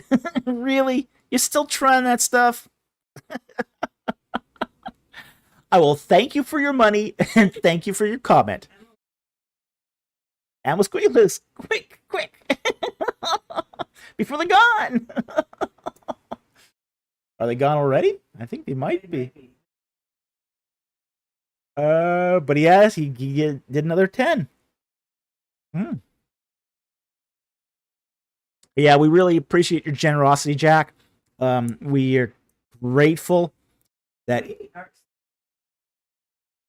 Oh, yes. A lot of new names here. Wow. Yeah. Detective Holmes, Zachary, Jessica Moon, Azarus G, Dark Avenger 42, 3 Can Scam, or sorry, 3 Can Sam, Marcus Kaiser, AMF. Wow, all these people are. Whoa, who are these people? Well, we're glad you're watching. Fantastic. And Linguist Ambo still hasn't picked up a membership.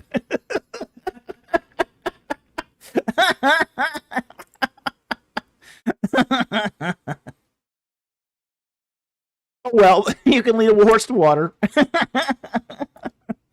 All right, so let's go on to the next super chat. Yeah, Faye got hers. Okay, Kwame Adu for 707 for $5. Thank you for the super chat. Why was Achan's children put to death with him, considering Deuteronomy 24:16 says not to put the children to death for the sins of the father? All right, let's pull up Deuteronomy. Where is that? You didn't provide a passage here for where Achan's children is, so I can try to do a quick look here. But if you want to stick that in on the bottom to give us the passage, you know the rule. Give us the passage. See if I can find it here.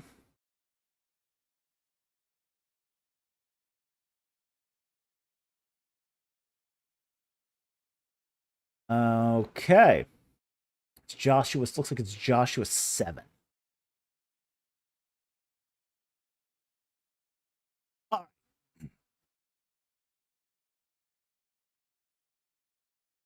And we'll read the passage. But the sons of Israel acted unfaithfully in regard to the things under the ban. Now, plan here is taking the stuff from Jericho. Okay. For Achan, the son of Carmi, son of Zabi, son of Zerah, from the tribe of Judah. Oh, there's an interesting pedigree. Oh, that's a very interesting pedigree. We won't get into that, but Achan's a Judahite. Fascinating. Took some of the things under the ban, and therefore the anger of the Lord burned against the sons of Israel. Now, Joshua sent men from Jericho to Ai, which is near Beth-aven, east of Bethel, and said to them, "Go up and spy out the land." So the men went up and spied out the land. Okay, so we're just gonna there. And they returned to Joshua and said, "Do not let all the people go up. Only about 2,000 or 3,000 men need to go up to Ai. Do not make all the people toil up there, for they are few." So about 3,000 men from the people went up there, but they fled from the men of Ai. And the men of Ai struck down about 36 of their men and pursued them from the gate as far as Shebarim, and struck them down on descent, so that the hearts of the people melted and became as water. Joshua tore his clothes and fell on the earth on his face before the ark of the Lord until evening. Both he and the elders of Israel. They put dust on their heads. And Joshua said, "Alas, Lord, O Lord God, why didst thou ever bring this people over the Jordan, only to deliver us into the hand of the Amorites to destroy us?" Okay, they're being handed over into the hands of their cousins, the Amorites. "If only we had been willing to dwell beyond the Jordan. O Lord, what can I say, since Israel has turned their back before their enemies?" Now, we've already been told that Achan was unfaithful. So you're already being primed for what's coming. "For the Canaanites and all the inhabitants of the land will hear it, and they will surround and cut off our name from the earth. What wilt thou do for thy great name?" So the Lord said to Joshua, "Rise up. Why is it that you have fallen on your face? Israel has sinned. They have also transgressed my covenant which I commanded them. They have even taken some things under the ban, under the harem, and have both stolen and deceived. Moreover, they have put them among their own things." Okay. Notice here in verse 11, it says they. Okay. More than one bad actor here. More than one bad actor. Okay. So, the Lord has already basically pointed out that even though early on in 7:1 it talks about Achan, it's more than one actor. They, plural. Verse 12. "Therefore the sons of Israel cannot stand before their enemies. They turn their backs before their enemies, for they have become accursed. I will not be with you anymore unless you destroy the things under the ban from your midst." Okay? And then we sort of get to the point here, which we're going to just take this and go right to verse 16. "So Joshua rose up in the morning and brought Israel near by tribes, and the tribe of Judah was taken. They brought the family of Judah near, and he took the family of the Zerites, and he brought the family of the Zerites near man by man, and Zebdi was taken. And he brought his household near man by man, and Achan, son of Carmi, son of Zabdi, son of Zerah, from the tribe of Judah was taken. And then Joshua said to Achan, My son, I implore you, give glory to God, the God of Israel, give praise to him. Tell me now what you have done. Do not hide from me." So Achan answered Joshua and said, "Truly I've sinned against the Lord your God, Israel. This is what I did. When I saw among the spoil a beautiful mantle from Shinar," it's Babylon, "and 200 shekels of silver," that's quite a lot of that's quite a lot of silver, "and a bar of gold, 50 shekels, a lot of gold. And wait, then I coveted them and took them, and behold, they are concealed in the earth inside my tent with the silver underneath it." Okay.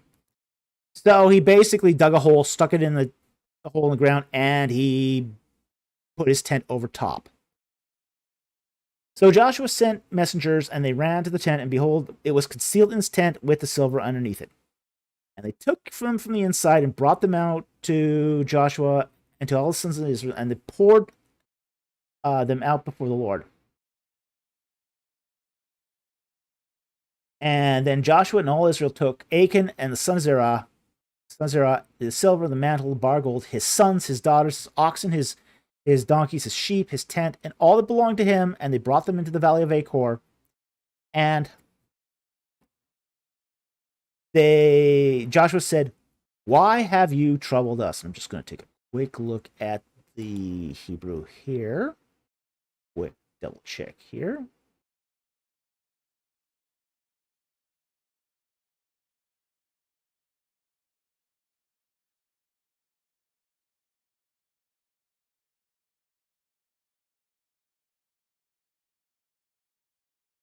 Five.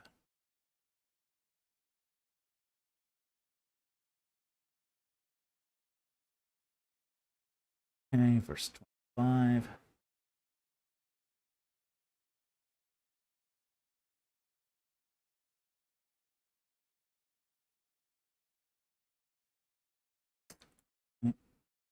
So why have you troubled us? And the Lord will trouble you this day. And all Israel stoned them with stones, and they burned them with fire after they had stoned them with stones. Okay. So we know earlier in the passage that Achan here did not act alone. He's the ringleader. Okay? But multiple people were involved. Well, who's the multiple people? Okay. His sons and his daughters. Okay. They're complicit. They knew what was going on. They participated in the act, and they sought to cover it up. So that's why they're also included here.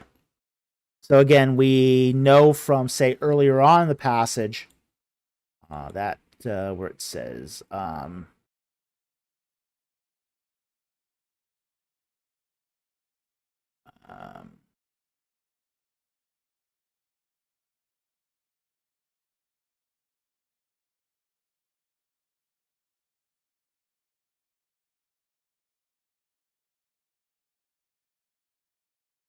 verse 11, Joshua 7:11, basically points out here that it's not just one actor, not just one person. It's more than one person. One of the other things, too, is Achan's probably not a young man here either. Sons and daughters are probably adults. They're probably adults in this case. So they're all acting in cahoots, essentially. So while Achan here is the ringleader, his children are accomplices and or accessories to the crime. And even in our culture today, accomplices and accessories do share a similar punishment. So that's what's going on here. That's why Achan's children also share in the offense. I mean, they shared in the crime. They shared in the time. So anyway, I hope that helps answer the question. Thank you very much for the super chat. Very much appreciated. Okay. Jesse Stone for 499. Thank you for the super chat. Any interesting academic projects you are working on or want to work on in the near future? Would love to know. Okay. Yes, I have been invited to do a paper on chronology for a journal. It is an invited paper. So that's very exciting right there. It's been a long time since I've been able to work on my chronology stuff. It would be a chance to get this more distributed than it has been. So We're particularly interested in getting some of the findings out. That's probably the other thing is I'm right now trying to work on a book proposal for our Exodus book. So yeah, we have projects on the go. Again, my time is super limited. I do both a YouTube channel and a day job. And that's like having two full-time jobs at the same time. And frankly, I put as much time into the YouTube channel as I do on my day job at work. So it's just like at the end of the week leaves me totally exhausted. So we are working on new research projects, but again, time is the limiting factor. I'd love to get more done on this stuff, especially the chronology. I would love to work more on the chronology stuff, because I think that has some really interesting and important implications for the way we do biblical dating, for the way we even how we look at, say, chronology in general, and just methods for doing this that can have greater accuracy in our chronologies. So anyway, that's sort of the high-level overview of what we're doing right now. Essentially, we're working on two things right now: the chronology stuff and the book proposal for the Exodus book. And I have to get both of those done by the upcoming ETS conference. So anyway, thank you very much for the super chat. Very much appreciated. And thank you for the interest in our research. This is one of the few channels that actually does active research in the field, and we appreciate your support of this.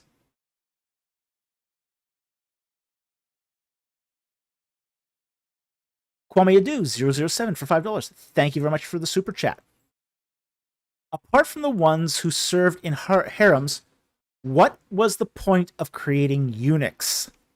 Oh, okay. That's a very interesting question. Now, it's going to depend upon the culture. Now, in Egypt, eunuchs only served as guards to the harem. That was the only function. Everybody else was sort of less left intact. Now, in Mesopotamia, it was different. Lot different. The point of a eunuch in Mesopotamia was to provide greater sort of basically complete access. Okay. So, for administrators. So most eunuchs in Mesopotamia, like Babylon, Assyria, they served as they didn't just serve in harems. They served as administrators who served within the palace. Now, there's some background here to how this works in Mesopotamia that's a little different than, say, in Egypt. In Mesopotamia, the only people who got to keep their junk, if you were a male, was the king, his sons, and that's it. That's it. Brothers were executed, generally, once the king took the throne. Anybody who worked in the palace was made a eunuch. So you have in the case, for example, Daniel. We don't think about this, but he was made a eunuch. Shadrach, Meshach, and Abednego, made eunuchs. These are all eunuchs because they served as administrators. It was seen in Mesopotamia that you could trust a eunuch to, okay, first of all, not fool around, but also be loyal to the king.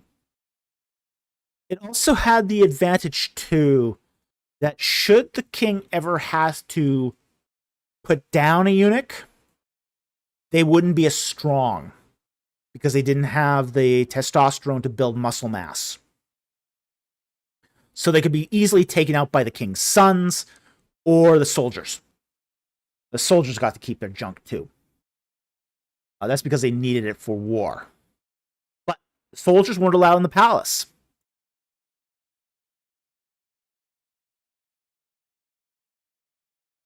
Oh, I'm not going to touch that pun, Jack Ray. Just not going to touch it. Same with you, Warrior of the Most High. We're not having that discussion about that again. Okay. We did do one live stream where we discussed the process of creating eunuchs. We're not going to repeat that.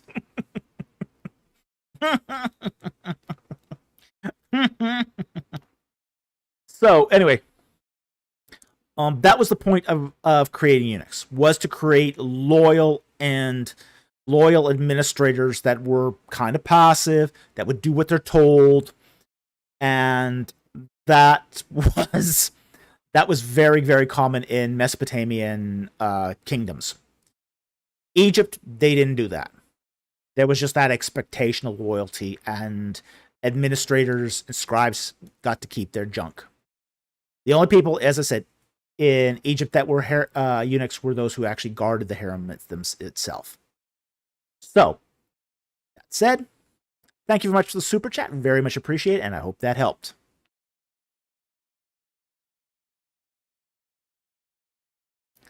Okay, Ancient History Gamer for $5. Thank you for the super chat. Due to Total War Pharaoh coming out on October 11th, and a civil war is a mechanic, I was wondering how many civil wars were there in ancient Egypt? More than one. There were several civil wars in Egypt.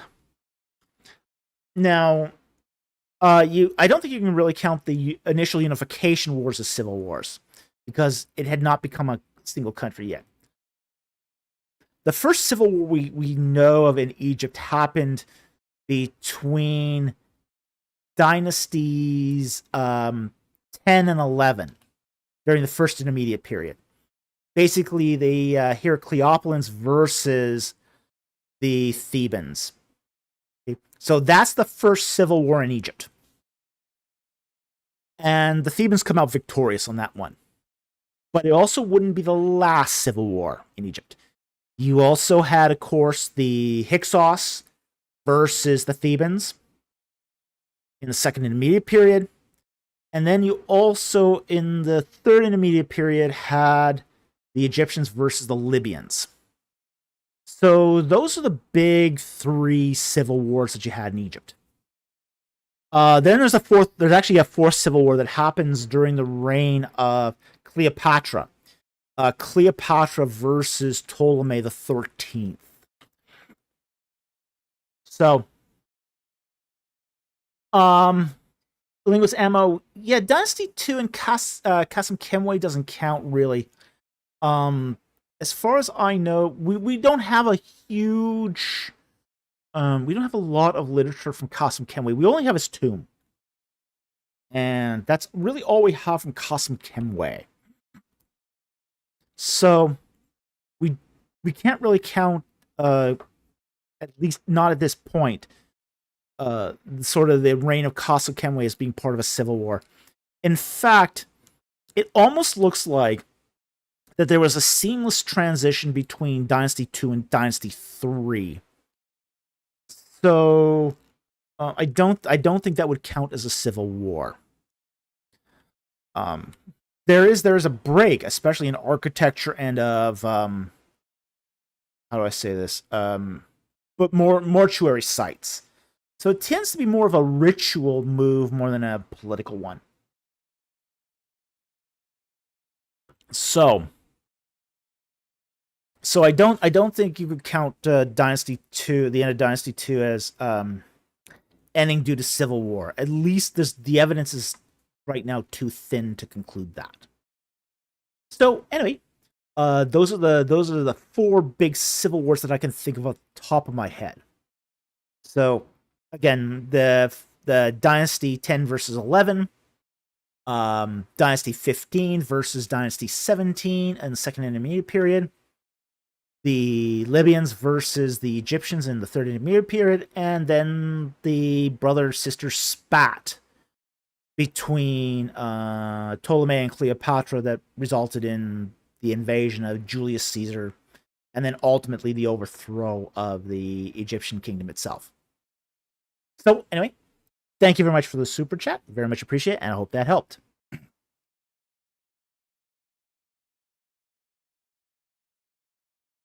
Okay, JP for $5. Thank you for the super chat.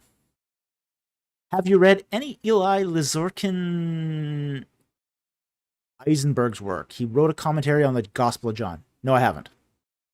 Sorry, I'm going to have to give this one a pass here. I haven't read his work. I don't read a lot of New Testament literature, of course, because I'm an Old Testament guy, generally, so I don't tend to read much on the New Testament, particularly the Gospels. So occasionally I will, but I mean, no, it's not a high priority on my reading list. So anyway, I'm sorry, I'm going to have to give this one a pass.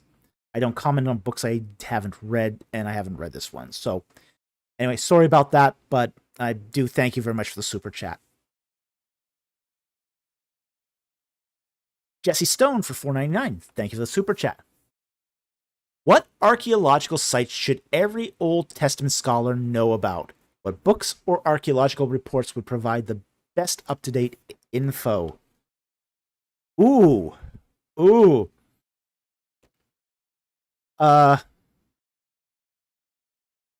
I think every Old Testament scholar should know about Avaris and its neighboring city, Piramzi. Okay, I've seen too many Old Testament scholars conflate the two. Badly conflate the two. I think they should. I think that Old Testament scholars should be more familiar with what happened in Egypt, and they just are oblivious to it. I think that more Old Testament scholars need to get up to date with Jericho. Kenyon was not the last word on Jericho. At this point, that would be Lorenzo Nigro. And I think that at this point, the ignorance of the latest reports at Jericho, I think, are a crying shame. I also think they should know more about some of the big conquest sites too, like Hatzor. So,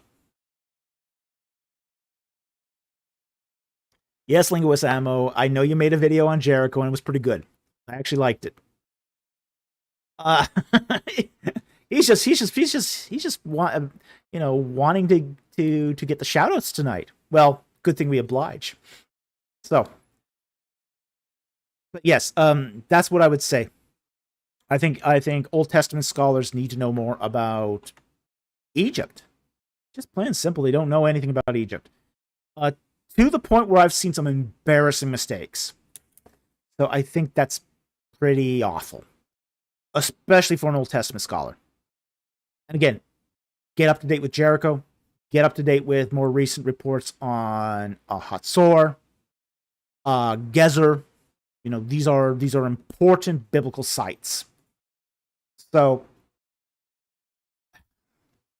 it's just like, I don't know.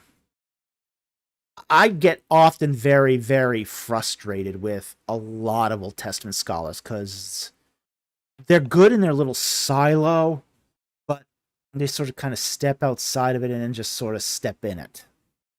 So yeah, this is one area where they do need to pay a little more attention to what's going on outside of Israel proper.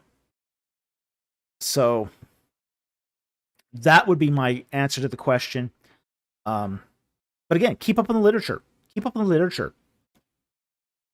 Especially these days where the literature is so easily available. I mean, it's not even like you need a library subscription anymore to get a lot of this literature. A lot of it's posted on academia. A lot of it's open sourced. There's no excuse now. The literature has never been more available.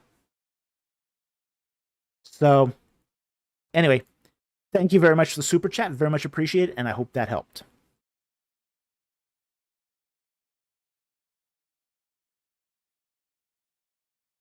Okay, let's do a quick check here.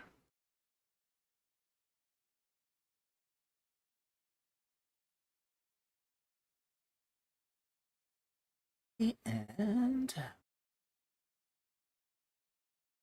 okay. BC for 5 Australian. Thank you for the super chat. What's the deal with Genesis 1 and 2? Ooh. Different accounts of the same thing, or are they describing different events? Something else. I need answers. Oh boy. That's a very interesting question. Now, I'll say this. I think there's a very unfortunate chapter break in Genesis.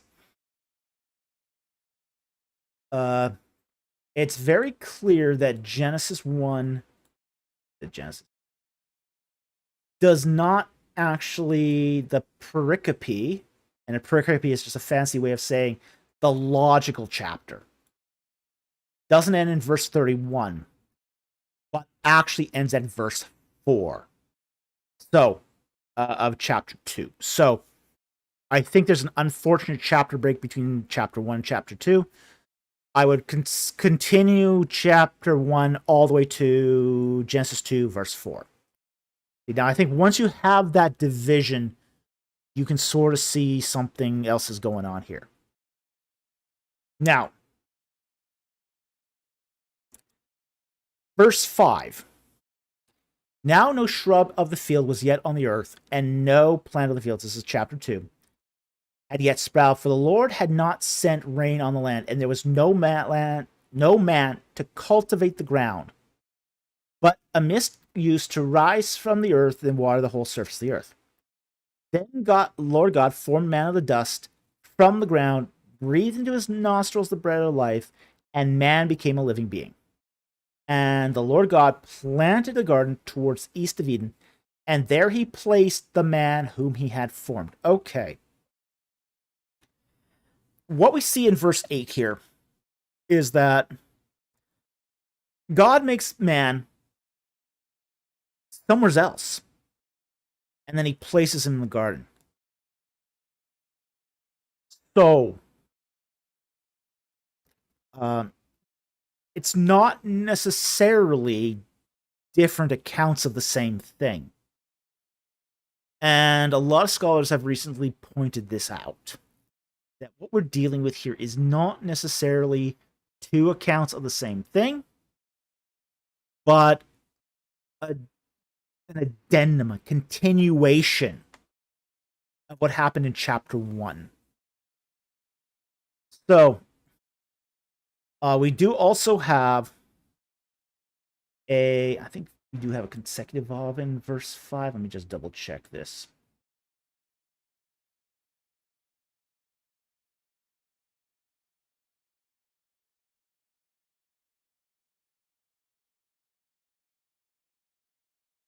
We don't have a consecutive of there, but we do have a logical there.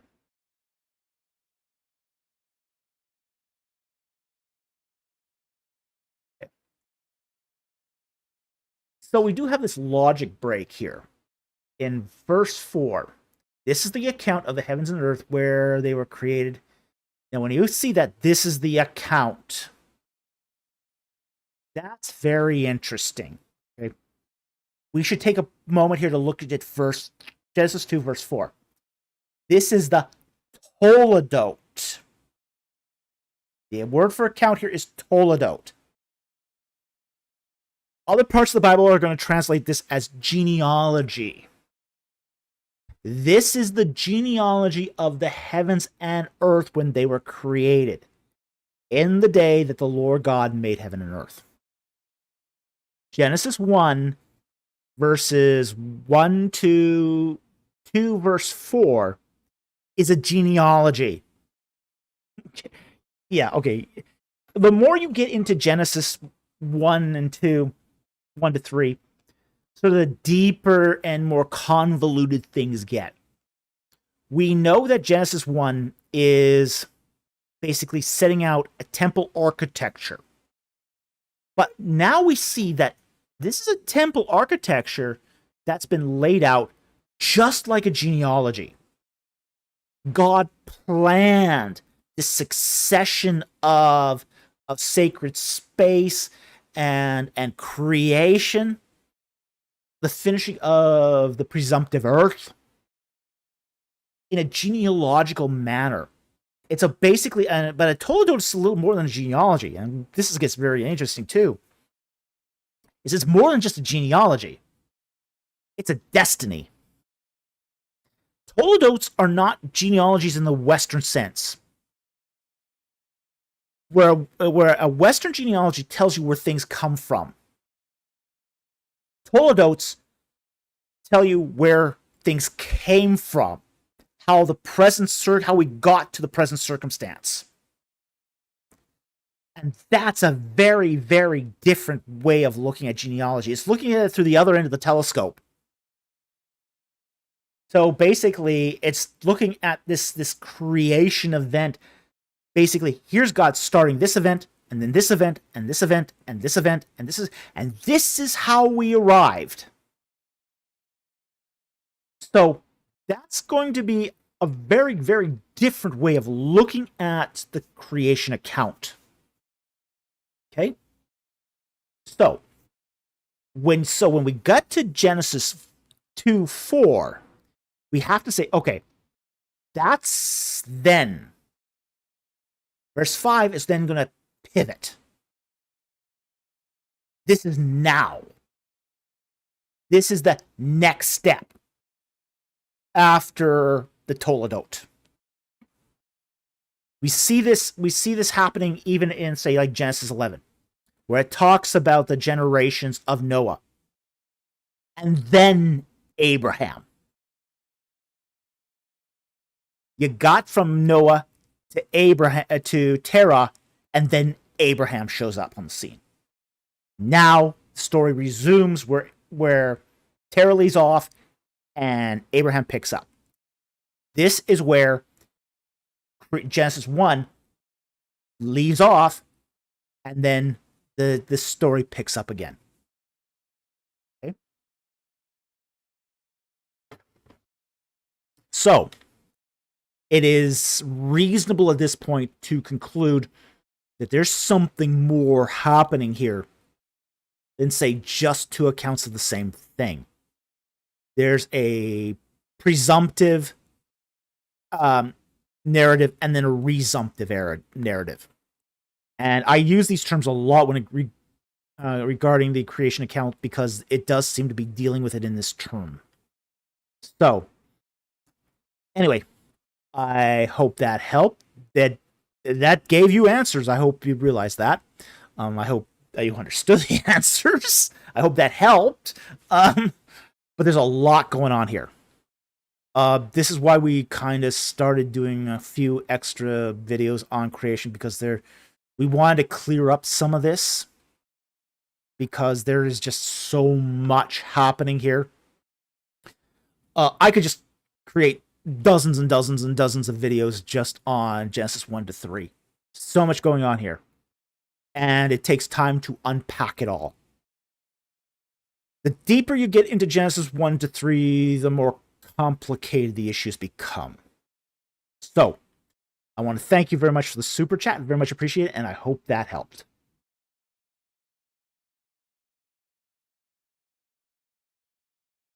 Okay, we're at 10:30 here. We are probably a bit behind on our super chats here, so we'll probably have to speed up a little bit here. JP for $10. Thank you for the super chat. What do you think of the idea that the Samaritan woman in John 4 wasn't a woman of ill morals, but a repeat widow, like Tobit 3, who is living with a man who is not her husband out of desperation?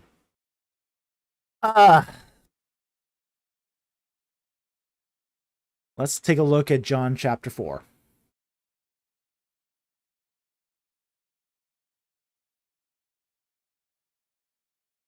Okay, John chapter 4.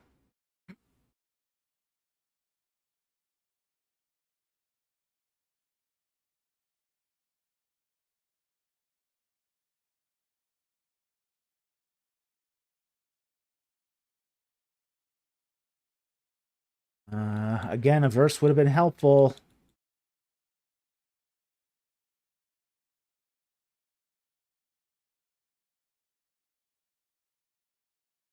All right.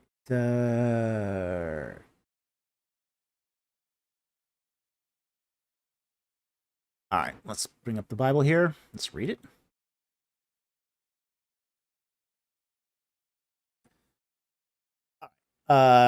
John 4. When therefore the Lord knew that the Pharisees had heard that Jesus was making and baptizing more disciples than John, I'll skip down.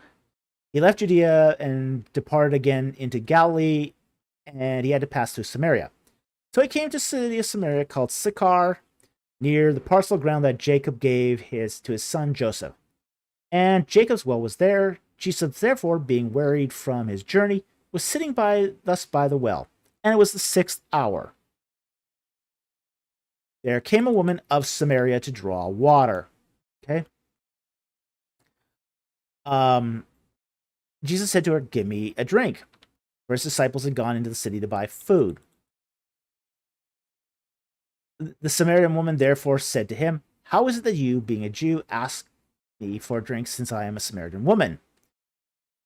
Jesus answers and said to her, "If you knew the gift of God, who it is who says to you, 'Give me a drink,' you would have asked him, and he have given you living water." Okay, so it's a living water passage.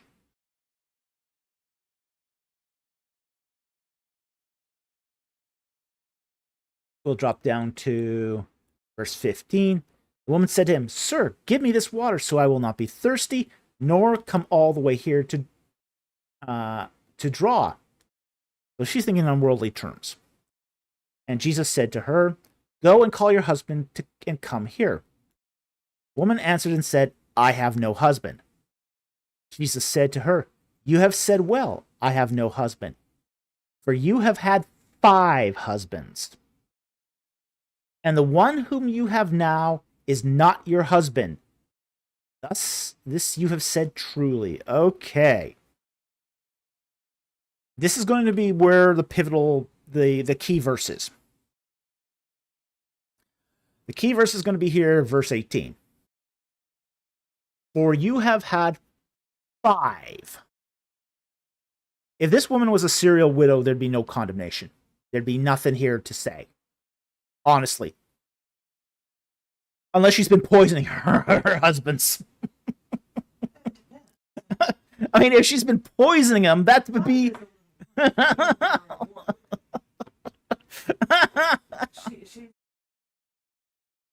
Her husband are...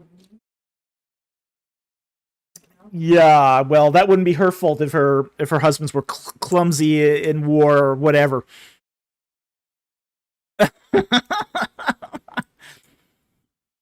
Unless they'd rather fall on their sword than go back to her. Sorry. Yeah, no, this is not a serial widow. Okay, that's not what this is. You have had 5 husbands. There's the implication here that this is a repeat divorcee. That's what this is. Okay? Yeah.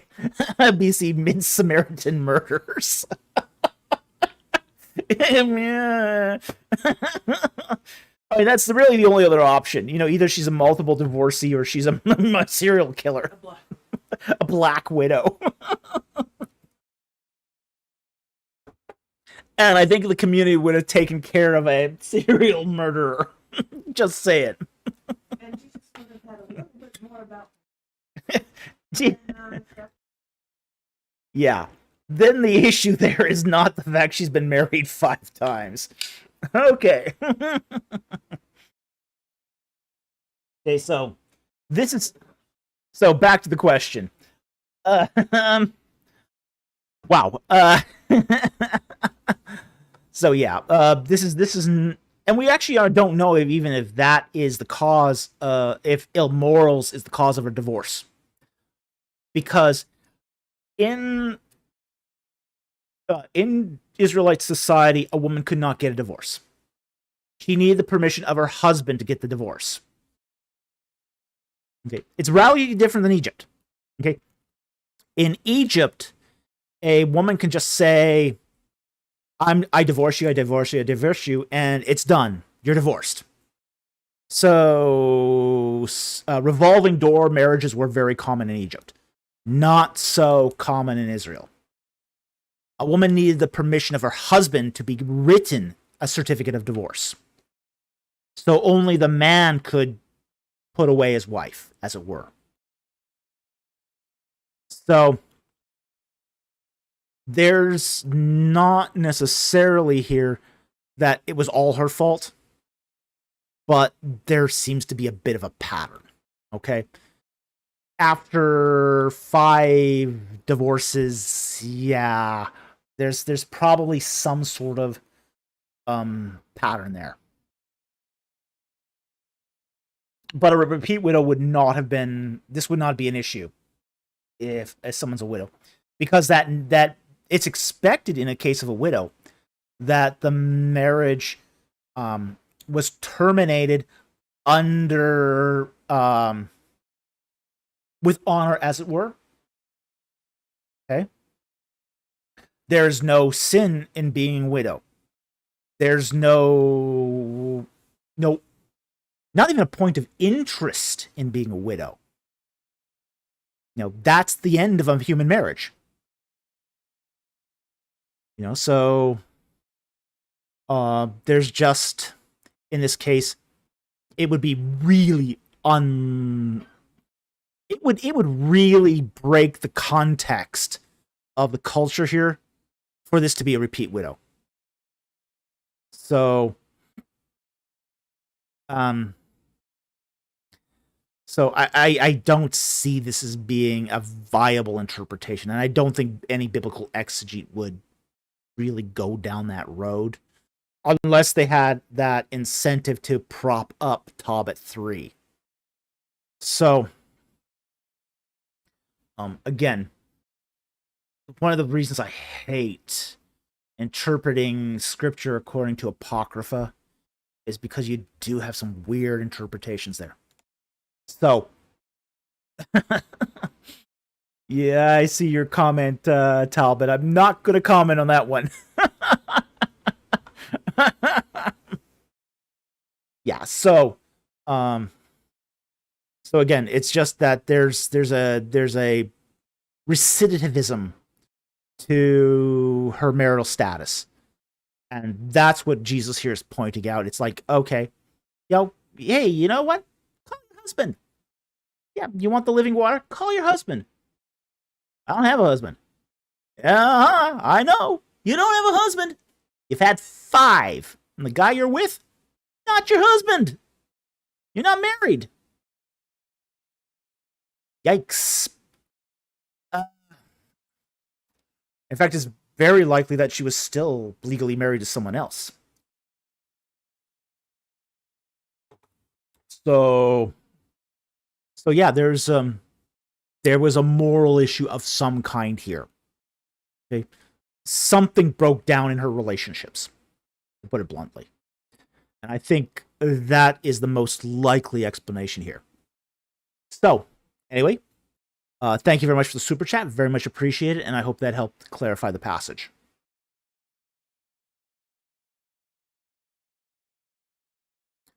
Okay, Andrew Graham for $20 Australian. Thank you for the super chat.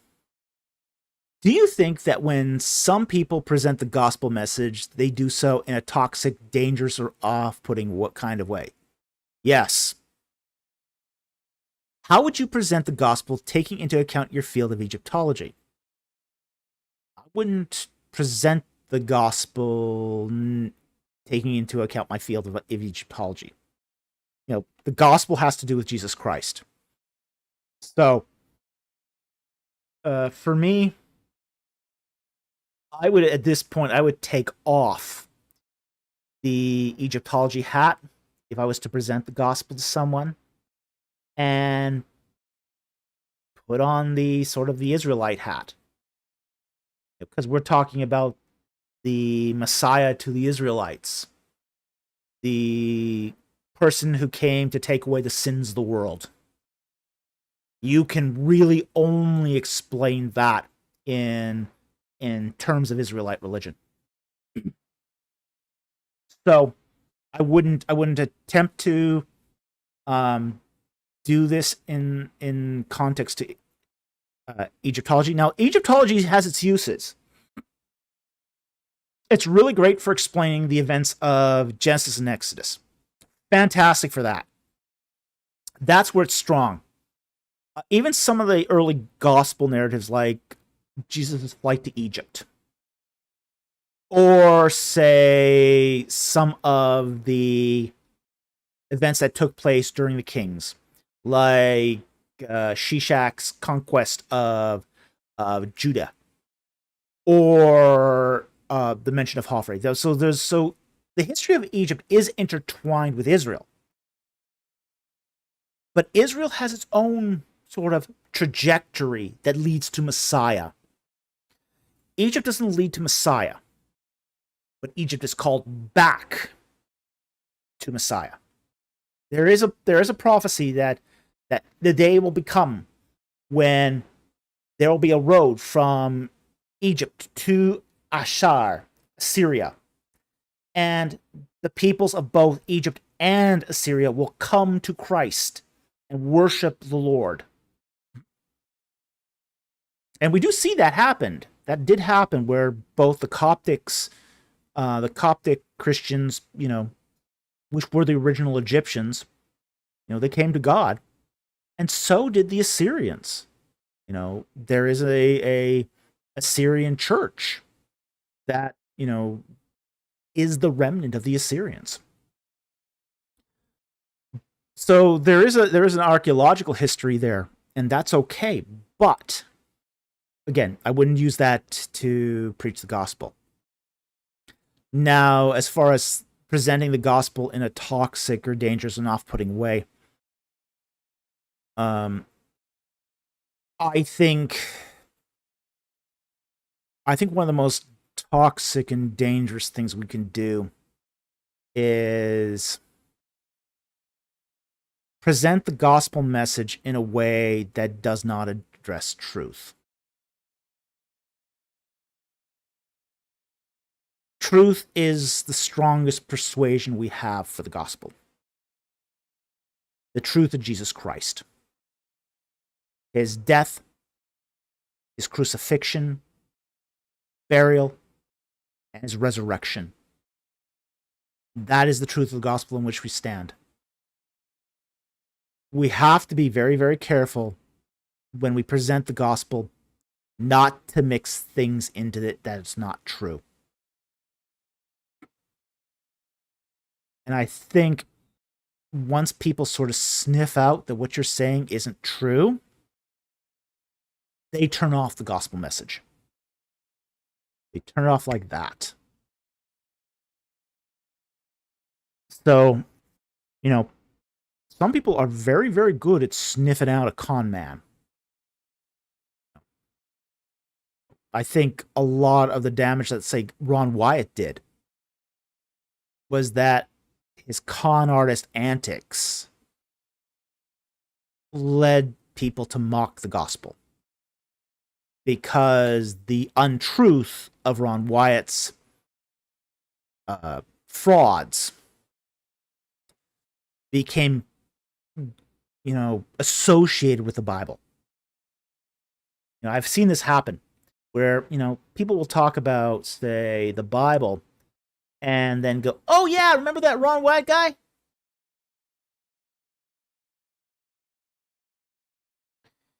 Yeah, that wasn't good. Not good. And what was even worse was that a lot of the Christian church just remained quiet.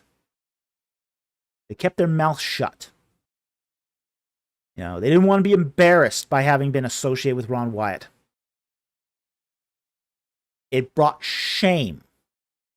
Brought shame to the gospel.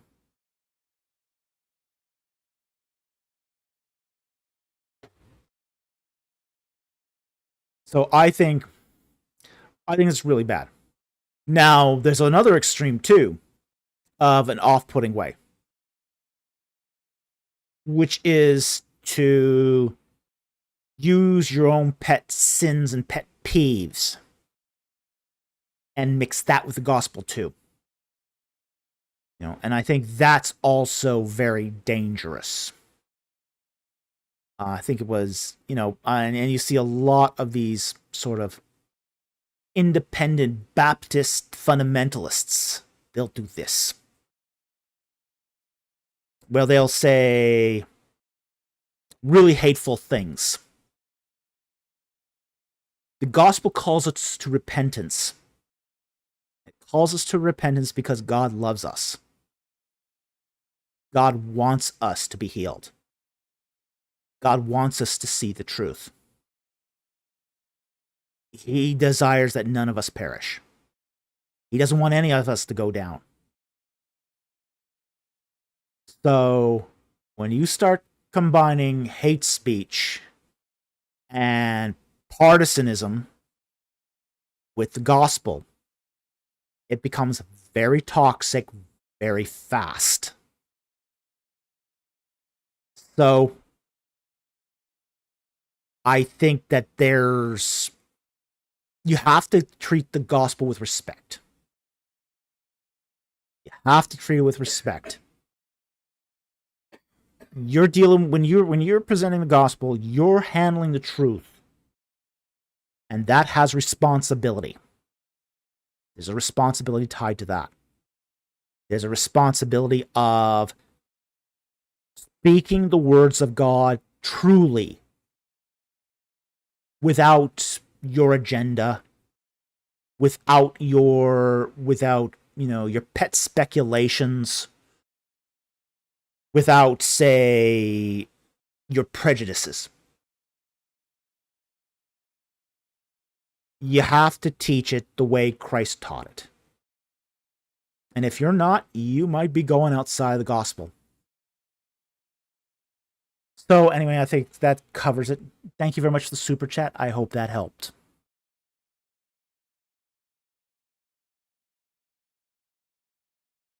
Okay, Alexander Mendez, who's a member, says, "Hey, Dr. Falk, when it comes to scholarly hypothesis, why do some scholars think Yahweh evolved from El when there isn't any evidence to support it?"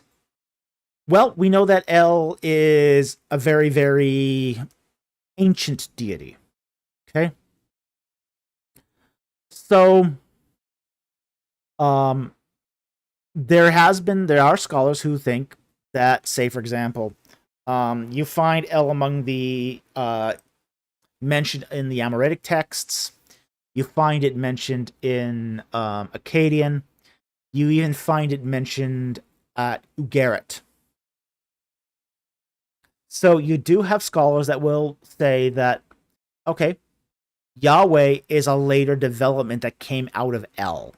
Particularly those that hold to, say, a northern development hypothesis. Those that believe that Yahweh evolved in, say, northern Israel. Now, I don't hold that hypothesis myself. Okay, I tend to more hold to the Kenite hypothesis, which is Yahweh was a deity worshipped in, say, Edom, and then brought in Midian and brought back to Egypt by Moses. And I think that's more consistent with the scriptures. But that would be the reason why. Now, if they happen to be right, I don't have a huge problem with it, to be honest. Again, El is a name that was used by Yahweh. Okay? He calls himself El Shaddai, El Elyon. Yahweh identifies with both of those. So, it's not a huge deal if you think that, Yahweh is just another name. And when they talk about evolved, they just mean assign a new name. I mean, they're not talking about evolve here in, say, the evolution sense. This is not Charles Darwin of religion here. Now, what they're saying is that there's a new epithet for El. I don't have a huge problem with that idea. I just don't think it's correct. So, but that's the reason, is they've got to account for the origin of Yahweh somehow.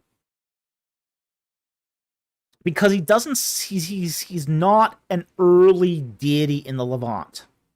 Like, we don't find him in say 13th century documents. So that's why scholars have to sort of reconcile it in some way. And as I said, some will go with the Kenite hypothesis, some will go with the northern development hypothesis, northern outgrowth hypothesis. It just doesn't, I don't think it makes a big deal either way.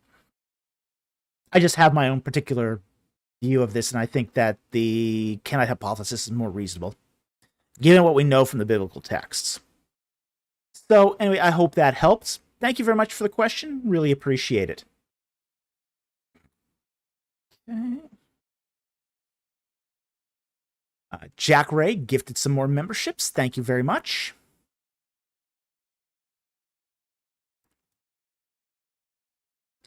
Okay, Theo Wolfie for $4.99. Thank you for the super chat. We appreciate it.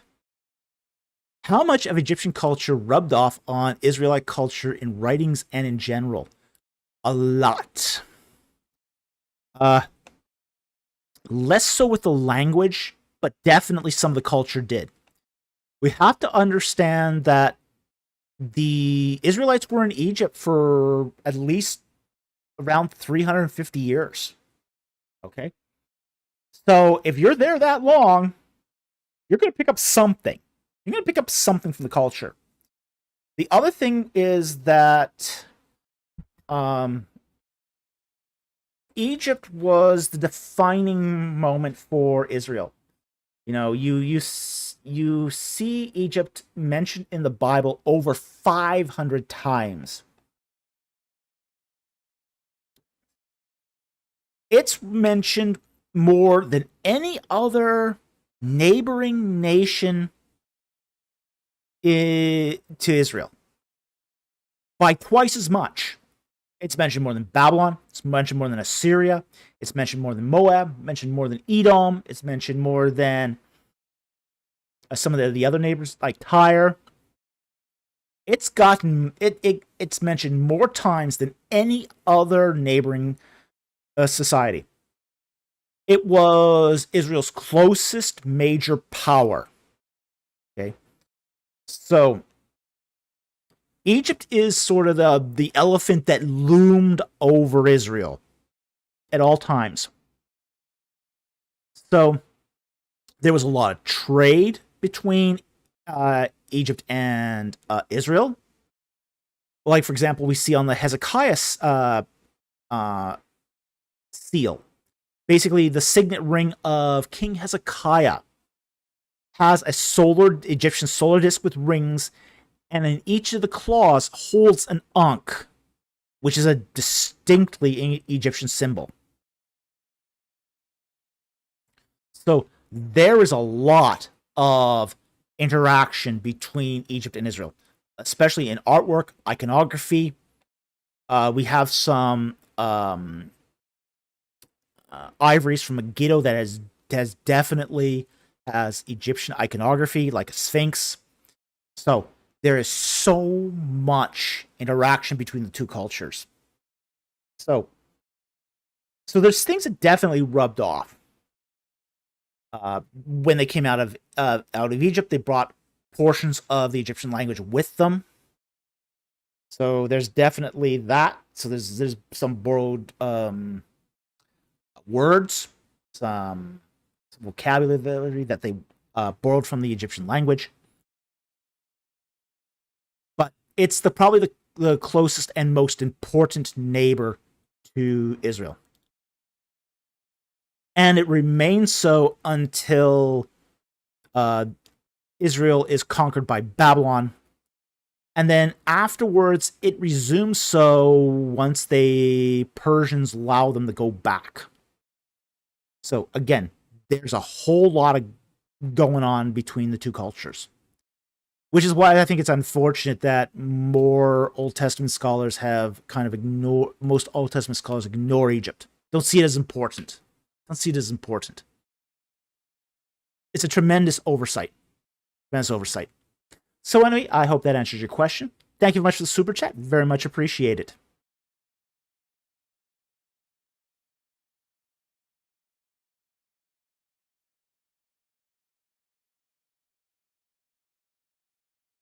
Okay, I think we're getting close to the end of the super chats here. Maybe we're not, I don't know.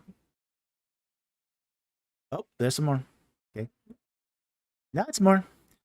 Joseph Parton for $5. Thank you for the super chat. What is the history textbook you recommend for solid inquiry into the earliest periods of Egyptian history? Well, it depends on how much you know of Egyptian history to begin with. Now, I would always recommend as a base primer for Egyptian history Ian Shaw's Oxford History of Ancient Egypt. I would always recommend that. But there's also some other books, if you're looking for, say, the really early stuff on the earliest dynasties, you almost are going to have to sort of use these little onesie-twosie books that are around on the early dynastic period. And that's really what you want to look for here, is stuff on the early dynastic period, because that's rarely where you're going to get your sort of bang for the buck. But again, you're talking about a lot of history here that's not exactly going to be well documented, well written. So the further back you go into time, the more speculative history becomes, especially as there's less and less documents to go on. So I can't think of anything off the top of my head that would be... Let's see, maybe this one. There is a book on early dynastic Egypt by Toby Wilkinson. That's probably your best bet. So, who wrote this? Okay, it's published by Routledge, and it's copyright 1999. So that would be your best bet for the earliest, for a good sort of starter book on real early dynastic Egypt. Again, Toby A.H. Wilkinson, early dynastic Egypt. So that would be, after you sort of get your feet wet with Ian Shaw, I'd go to that. So that's what I would recommend for this. So anyway, I hope that helped. Thank you very much for Super Chat. Really appreciate it.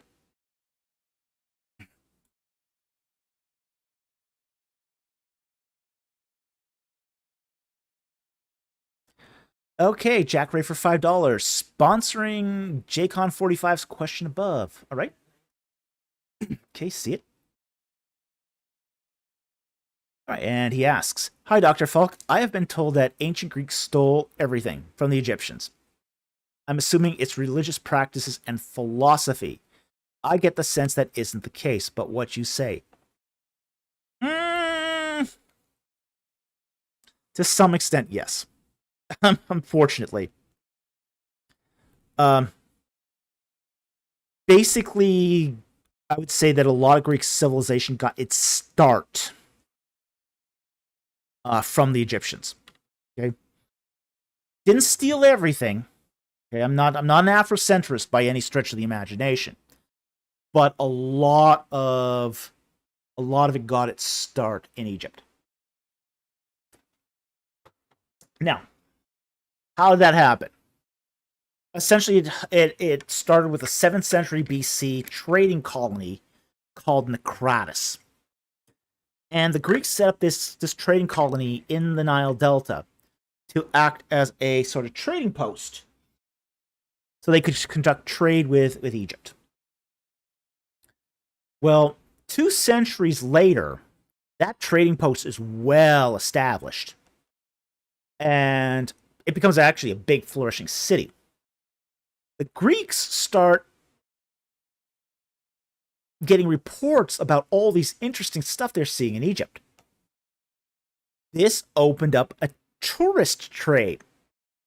Greeks started coming to Egypt to learn about basically Egyptian religion, see the pyramids. I mean, yeah, there were Greeks that were going to see the pyramids back in the 3rd and 4th, 5th centuries BC.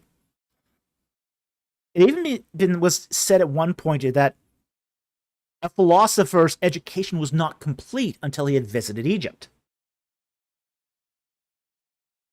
We even have guys like Sophocles, blaming the decay of Greek society on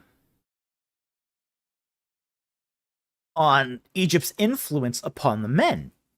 He basically said that women were working out in the fields while men sat at the loom talking Egyptian philosophy.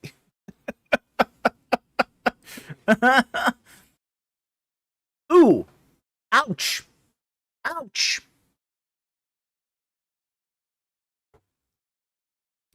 So it became quite trendy for the Greeks to pick up bits of Egyptian culture. So I wouldn't say the Greeks stole everything, because one of the things the Greeks did was they took that Egyptian thought and amplified it. They built upon it. I mean, this is a kind of intertextuality. Greeks get their start from Egyptian thought, but then they make it more, make it bigger, make it better, make it more robust, make it more applicable. So, not everything, they didn't steal everything, not by a long shot, but they certainly traded for it. Okay?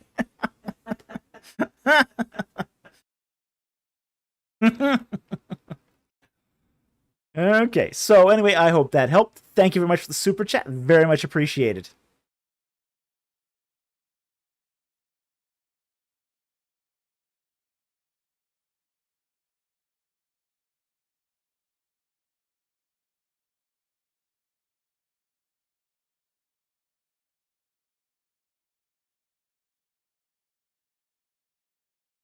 Okay, Transatlantic Whirlwind for 499. Thank you for the super chat. Is the firmament understood in Old Testament as solid? Are people conscious in Sheol? Any good books on these topics? That is an interesting question. It's hard to say if they understood it as solid. Some have speculated that it was a liquid. Like, the firmament was a celestial ocean. The Rakia. So, it's not necessarily thought to be solid. But they are trying to relate it in terms they understood.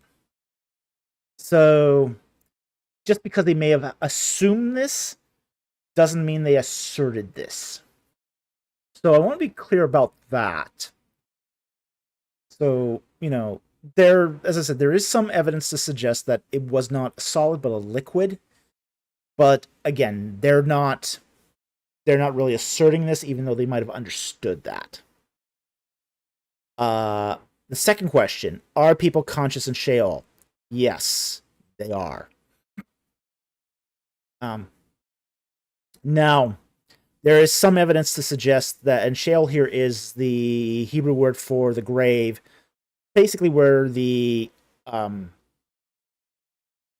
unredeemed dead reside. There's also evidence to suggest that while they are conscious, they're in a torpor. And a torpor is kind of like dozy slumber. Have you ever been in a room that's too hot? Think of it this way. You're in a room that's, the thermostat's broken. The air conditioning isn't working. The temperature is rising. and you just get dozy.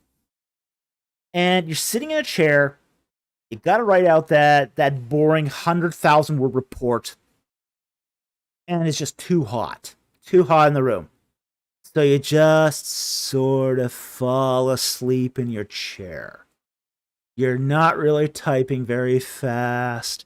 You're just sort of slumbering and dozing off.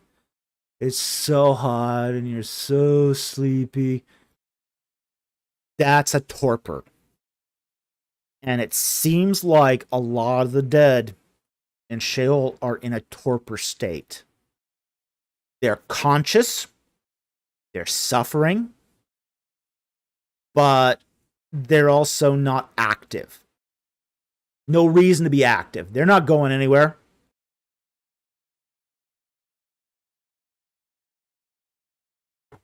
Yeah, these aren't reptiles. They don't get faster with heat. But yeah, we see that, like, for example, when the kings, the unredeemed kings are in Sheol, you know, they arise from their slumber from their thrones. They're in a state of torpor.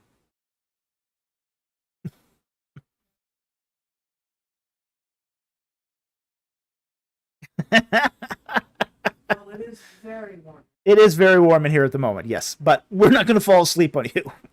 Because I got lots of caffeine tonight.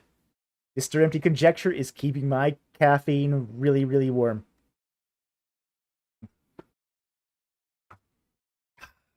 Stimulating. Okay. Yeah, so that's what we see for the people in Sheol. They are suffering, they are conscious, but they are also, as I said, in that sort of torpor state. So, anyway, as far as good books on these subjects, can't think of any off the top of my head. There might be, I think there's several views for like a 4 views of hell or something book out there that might be worth looking at, but I can't remember off the top of my head. So I can't recommend a book on this per se, but that sort of should give you an outline. I would look at, say, like one of those 4 or 5 views books, and see if they've got one on hell. That would be what I would recommend. So anyway, thank you very much for the super chat. Very much appreciate it, and I hope that helps.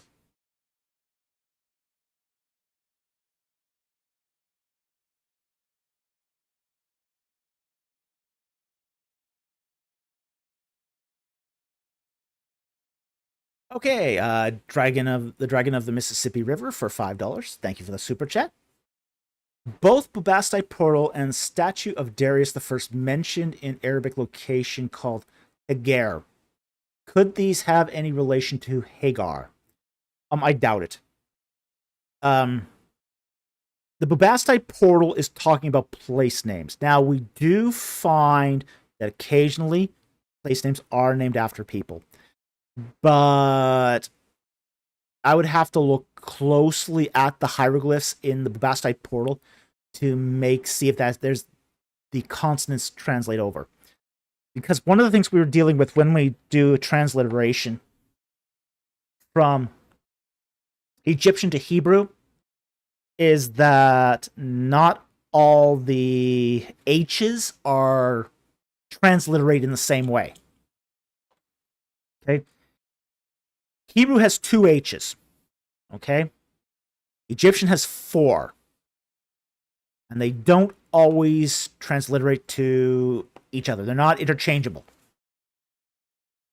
So I'd have to look at the Bubastite, the hieroglyphs of the Bubastite Portal to be sure, but I would sort of doubt that this location would have any relation to Hagar. Part of the reason I would doubt it is the route that Hagar takes when she leaves, that's her great escape, is she goes south. She goes south across the way of Shur. So she's going south into the Negev, which is the desert, and then tries to do a crossing through cutting through the Sinai Peninsula at its worst part. A terrible place to try to make an escape as a lone woman, especially a woman with a child. The way ashore was a death trap. It's a death trap. I've wrote a paper on the whole Hagar narrative that I still need to get published because I think it's worth it to be published because I haven't seen a lot of that stuff well done. On the other hand, the Bubastite portal is taking a route across the north of the Sinai up through the coastal plain where the Philistines lived, and then cuts across at the Esdrelon Valley, and then down into the Judean foothills. So that's sort of north of where we would find, say, Hagar's departure around Beersheba and down into Edom and Midian.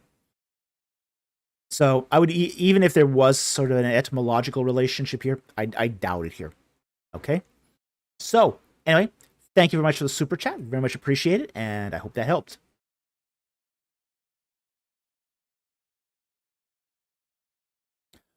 Wow. Very generous super chat from Talbot Slade for $1.99. Thank you much for the super chat. Was Genesis 2:2 on God resting after completing creation based upon the ancient Near East that deity rested in temple? No, not quite. You're close. You're close, but not quite. More that he inhabits, dwells. This is the interesting thing. Okay. It's in some ways I hate the term rest here, even though it does say that, okay? Let's bring up the text here so we're all on the same page. Genesis 2. Okay. Verse 2. And by the seventh day, God completed his work which he had done. So that's into the seventh day. And he rested on the seventh day from all his work which he had done.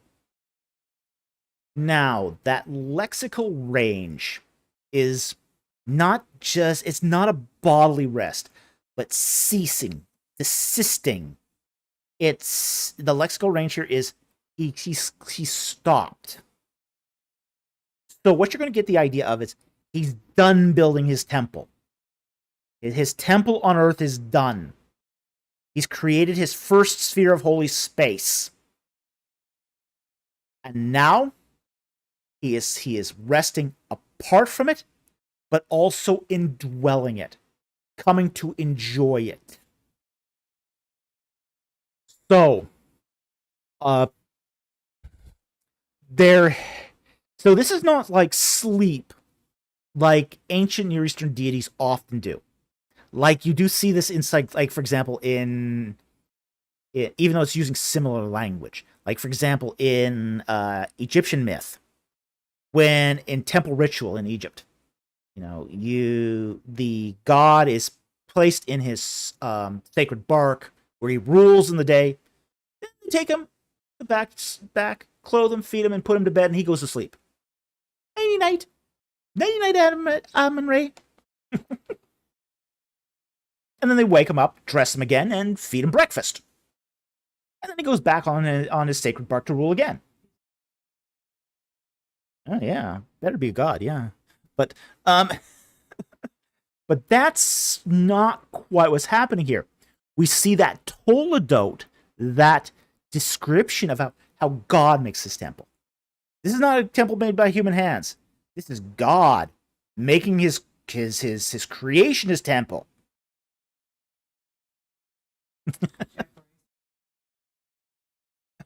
Jack Ray sounds like the creepy doll version of a god. Well, yeah, it is kind of.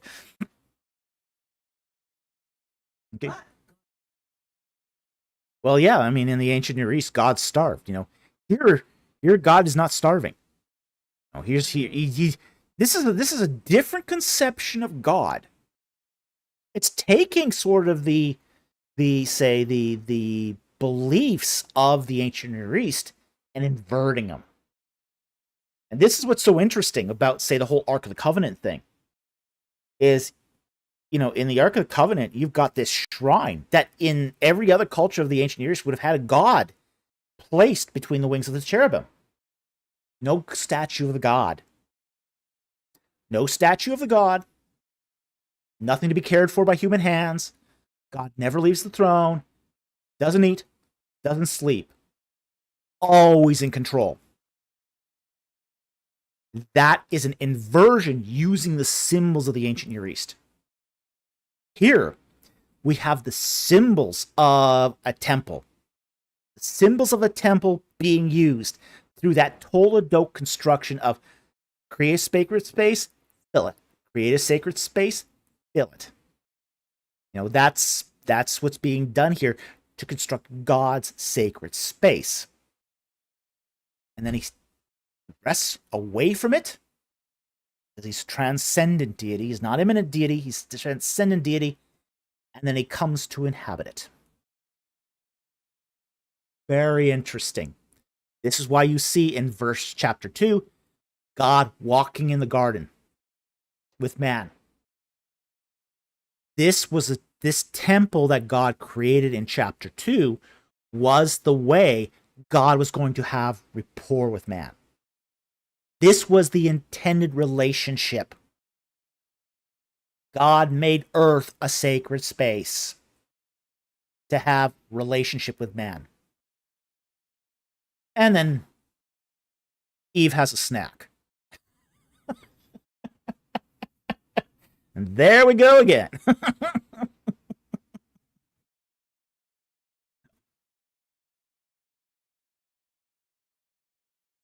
Okay, so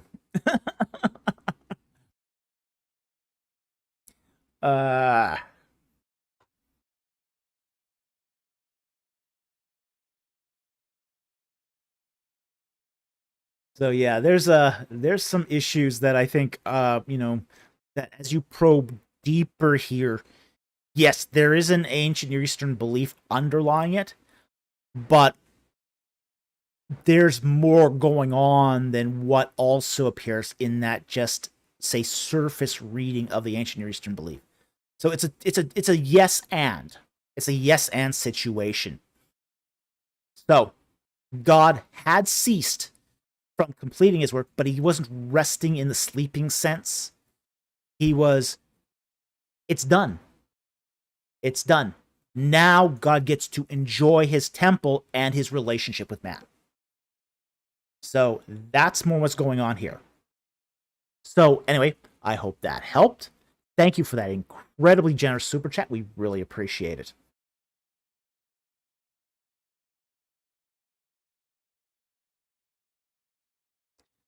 Okay.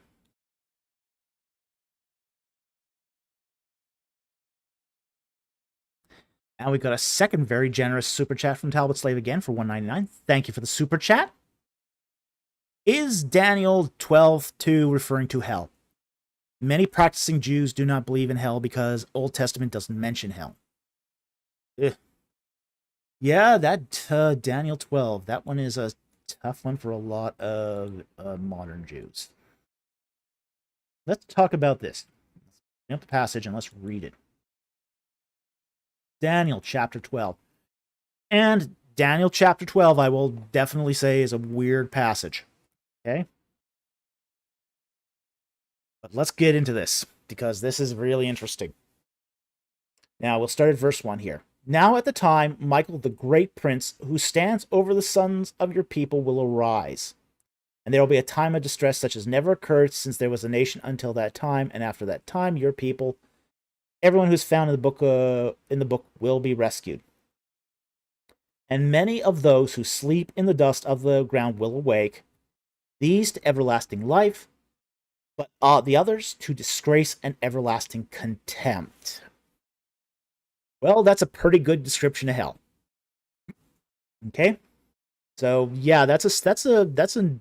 I don't think you can really argue that everlasting disgrace and contempt um, is exactly heaven. So yeah, I think this is describing the other place. Verse 3.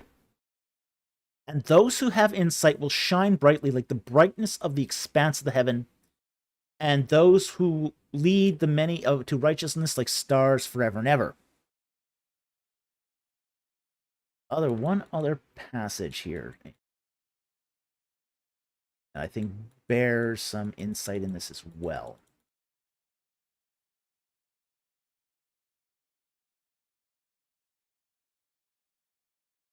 The other one here.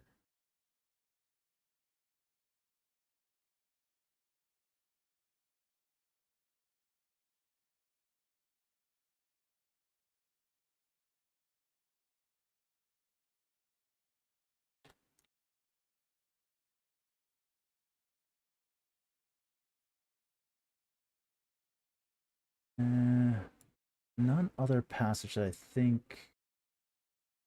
I thought it was in Daniel 2.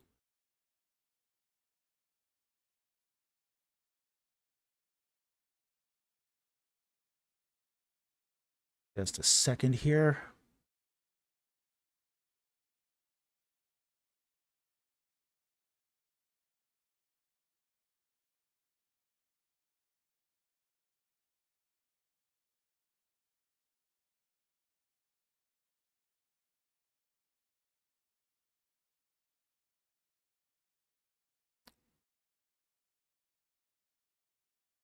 Isaiah 66:24 is the other passage I would also point to. Isaiah 66.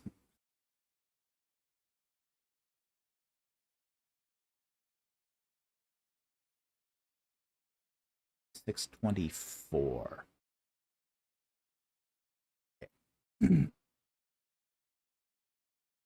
Here's the other one that I think is really important when we talk about, say, the idea of hell in the Old Testament. Is Isaiah 66, verse 24. And verse 22, it starts, For just as the new heaven and the new earth. Okay, this is the new heaven and the new earth. This is not the old heaven and the old earth. New heaven and new earth, which I will make, will endure before me, declares the Lord. So your offspring and your name will endure. And it shall be from the new moon to new moon, and from Sabbath to Sabbath, all mankind will come to bow down before me, says the Lord. Okay? Then they shall go out and look over on the corpses of the men who have transgressed against me. For their worm shall not die, and their fire shall not be quenched, and they shall be an abhorrence to all mankind. Okay? Now, what the passage here in Isaiah 66 is trying to communicate is that that these are the living dead. Okay? These are dead men walking. Okay? They will not die. Because it's their worm. Okay? The idea that, they have been reduced from men to mere insects. Okay? So we know that this is not just insects in general. There's a possessive pronoun here. Their worm shall not die. Well, corpses are one of those things that, are often riddled with worms. Maggots. So these are men who have been reduced to shadows of men. Their corpses, they're riddled with torment and worms, and the fire will not be quenched. So there's that active experience of constant torment here. And they shall be an abhorrence to all mankind. Because you'll see this, look on them and go, ooh, I could have ended up there. Not good. Not good. So, yes, absolutely, that this is one of those things that I think we're very much here when we take this and take Isaiah 66:24, and we sort of, look at that in view of, say, Daniel 12. Back to Daniel here. Daniel 12, verse 2. We're seeing similar language. Verse 2 again. Many of those who sleep in the dust of the ground will awake, these to everlasting life, but the other to disgrace and everlasting contempt. Okay? So we're seeing similar language being used in similar ways, both for those who come to everlasting life, but also those who have everlasting contempt, everlasting shame, and everlasting punishment and disgrace. So even though the Old Testament never uses the term hell, that's a mistake to think it's not there. It's a mistake to think it's there by description. It's in the Old Testament by description. So it's there. It's there. It's just not. It's not assigned that name. In fact, even in the New Testament, it's not even given the name. Hell is a Latin name, and it's used for several different terms used for the afterlife. And the Greek, it'll use like Hades or Tartarus. Now, if you're a Greek speaker and you know your Greek mythology, Tartarus was the place where the baddest of the bad went. That's where Sisyphus went. You know, the guy that got punished by rolling the stone up and having it come right back down again? That's Sisyphus. He's in Tartarus.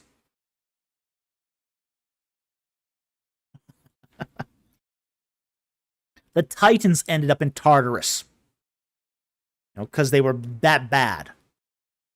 So yeah, in the New Testament, it's going to use different terms for this, but it's going to use the lake of fire, it's going to use Hades, and it's going to use Tartarus. So just because something doesn't mention a word doesn't mean it isn't there.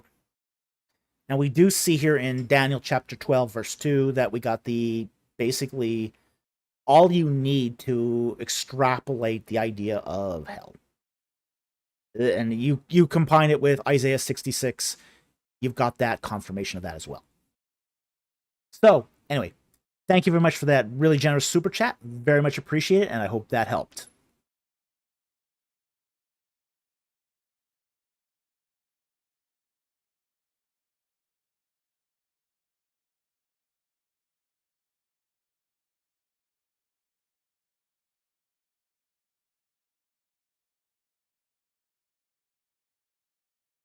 Okay, what time is that?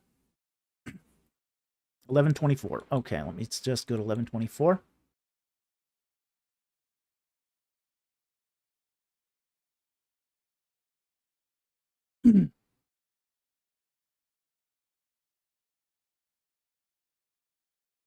Uh, 11:24. Okay.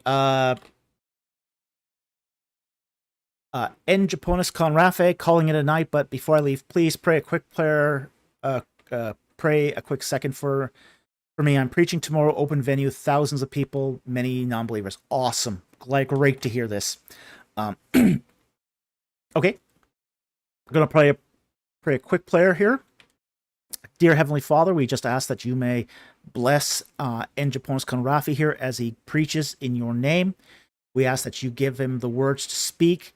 Use him as your servant, as your instrument to reach people for the gospel of Jesus Christ.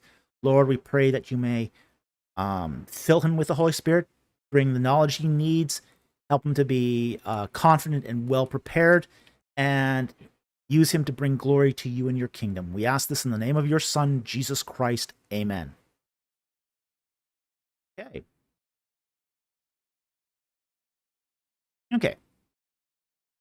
Next super chat here comes from Superjam for $4.99.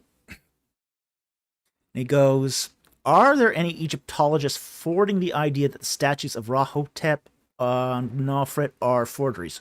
No, none. At least not any that were credible. The fact is those statues were found in situ. Okay. They were actually found in the tomb of Ramosa. So and they were found on the Giza plateau on the outskirts of the Pyramid of Khufu. Okay. And that's a big necropolis. That's a big necropolis. There were thousands of tombs there. Thousands of tombs, thousands, hundreds of mastabas. It's just the size of that field is, it's still being excavated today. That Giza plateau is still being excavated. So there's no credible Egyptologist anywhere that would say that these statues are forgeries. None. So anyway, so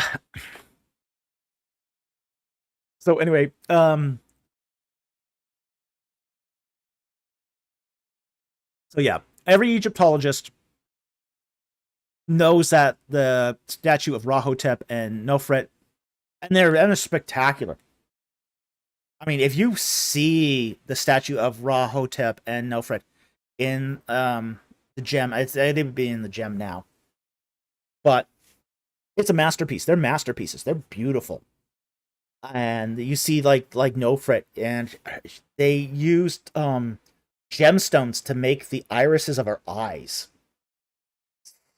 Stunning. It's so lifelike. It's so lifelike, those statues. And they're beautiful. Absolutely beautiful. Some of the most amazing work ever done in Egypt. But there's no question that they're not forgeries, because they were excavated right from the tomb.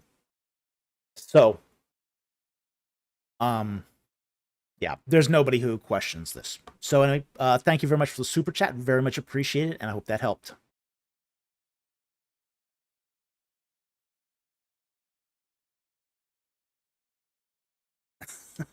Talbot Slade for $99.99. Thank you for that super chat. Do you know how to play that guitar? Look, I've said this many times on this channel. I only use it for composition. Okay? I don't perform. Okay? I'm not going to perform. So, I know how to play it, but I never use it for performances. I'm not that competent, and I'm not that able. I use it as a tool. I use it as a tool for composing music. And you guys have heard lots of my music, okay? All the music used on this channel is stuff I've done.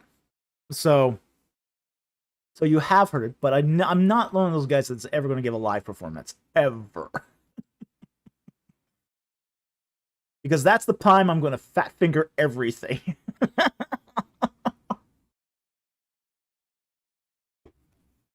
So, I'm not one of those guys that can sit by a campfire and strum a guitar. Okay? I do it in the privacy of my apartment, and I do it usually connected to my my digital audio workstation to compose. So that's what I use it for, and that's all I'll ever use it for. I'm not interested in being a performer. So thank you very much for the super chat, but that's all that's going to come out of this. Okay.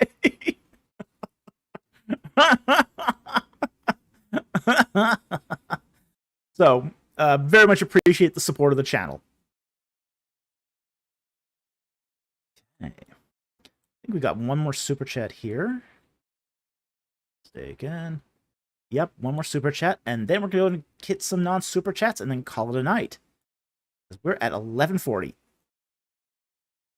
Okay, BC for $5 Australian. Thank you for the super chat. Could Egyptians traverse the afterlife in any bus, or did they always have to wait for a new bus? They traveled by boat.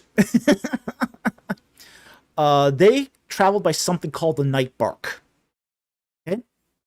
So, there's a specific bark in Egyptian mythology that's called the night bark. And they didn't do by bus, okay? So there was always an empty night bark that would come by and pick them up, okay? That's if they had the bark. If they did it over land, well, they were host. Totally a host. Because going over the Duat by land was really dangerous. Really, really dangerous. The afterlife is not a safe place in Egypt. You know, the Egyptian afterlife is really hazardous, really dangerous. There's a lot of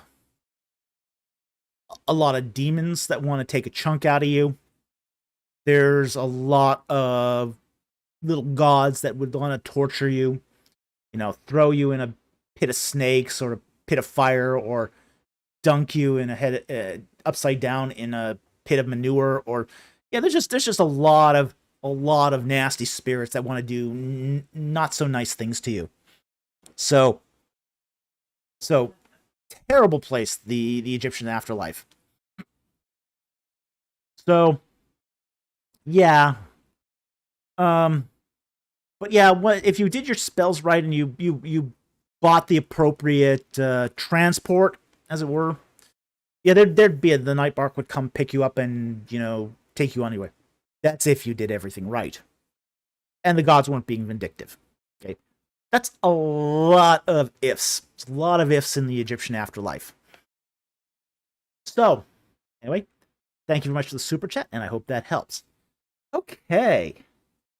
That's it. Last super chats. So, we are going to take some non-super chats, and then we're going to call it a night. So, I'm going to start scanning here for non-super chats. Let's try it. Going to the beginning here. Okay. Start scanning here.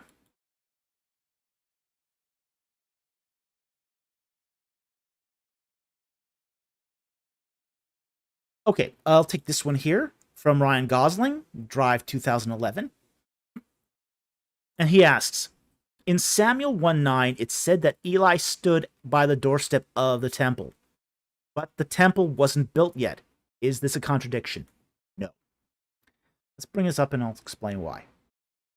Okay. So, that's 1 Samuel. 1 Samuel 1:9. Okay. And the Bible. Okay. Then Hannah rose after eating and drinking in Shiloh. Now Eli the priest was sitting on the seat by the doorpost of the temple of the Lord. Okay. Which temple of the Lord? There's more than one. There's more than one. Okay. That's sort of one of the kickers here, is that we think of the one in Jerusalem, the one made by Solomon, as the big temple of the Lord. Not the only temple of the Lord. There's several. We know there's one at Hebron, and there was one at Shiloh. Shiloh was a big cultic site. Essentially what happened was a temple structure grew up around the tabernacle. It was a cult site even before the Israelites got there. So it was already being used for cultic purposes before the Israelites ever got there. They set up the tabernacle there, and then buildings started being built around the tabernacle. So you had this religious temple-like structure being built all around the tabernacle. Jack Ray, there can be only more than one.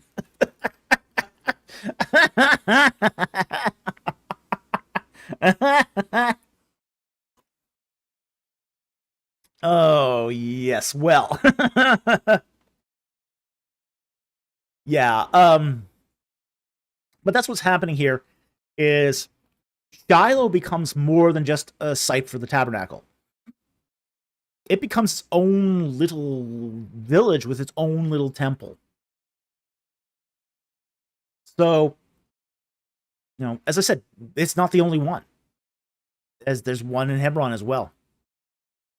So anyway, thank you very much for the question. I hope that helped, and it's a great question. Because we do often think of, okay, there's one temple of the Lord. There's many. Many. In fact, we even find two in Egypt. There's two temples of the Lord in Egypt. There's one at Tel Yehudia, near Heliopolis, and there's one at Elephantimi. So, there's two temples of the Lord just in Egypt.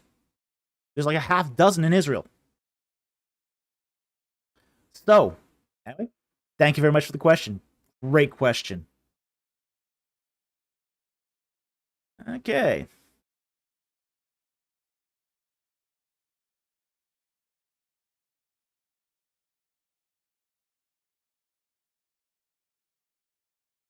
Here's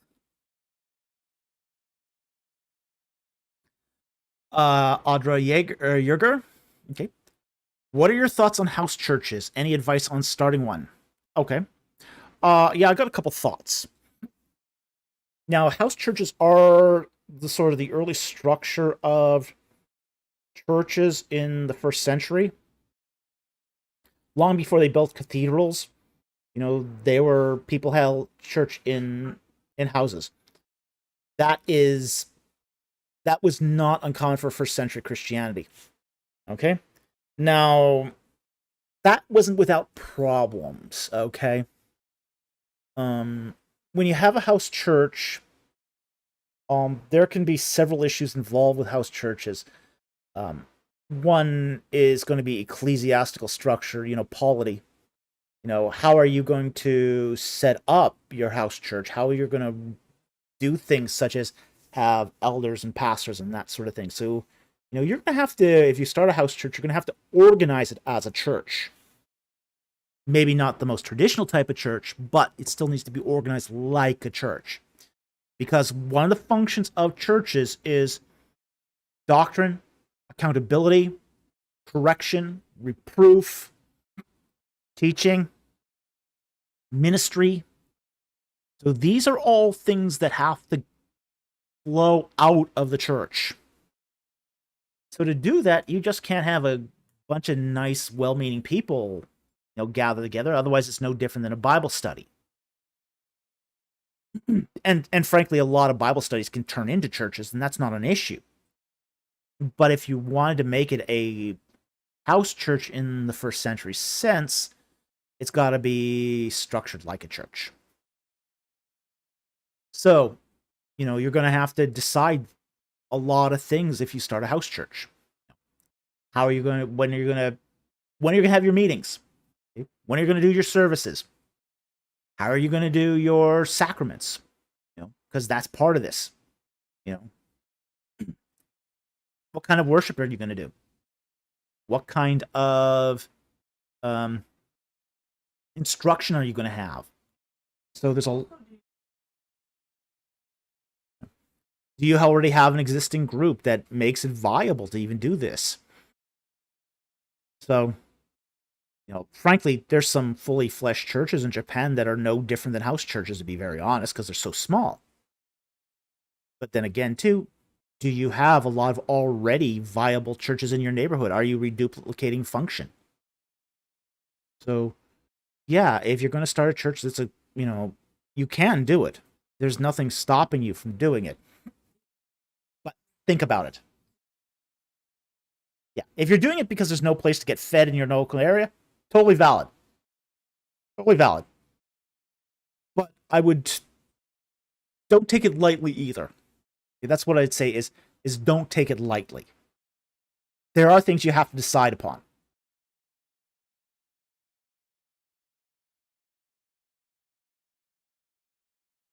Oh yeah, there could be the potential for zoning issues and legal issues too. Yeah. Yeah. There would be, in some cases, you might have insurance requirements or legal requirements that you have to fill as well. So, depends on where you live, depends on your circumstances, but do think about this and obey the local laws. Unless it's really going to basically there to thwart the gospel, you know. Do this in a way that brings glory to Christ. Don't just do it to escape accountability. Have an accountability structure in place.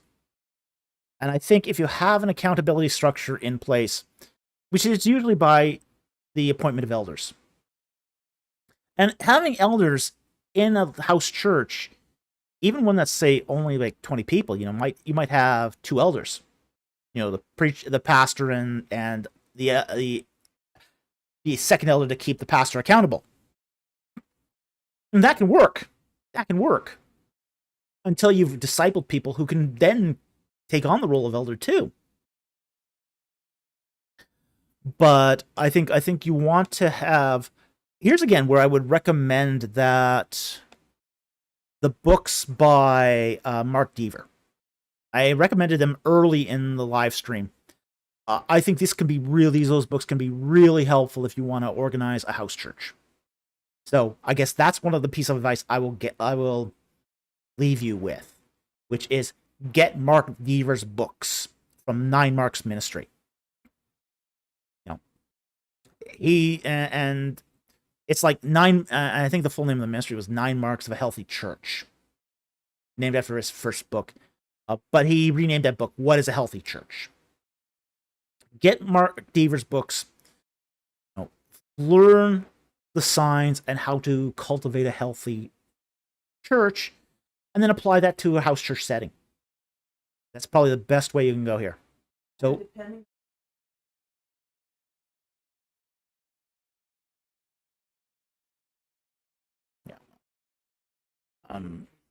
yeah. Also, my producer says here to also be ready to think about how you're going to deal with problems that walk in the front door.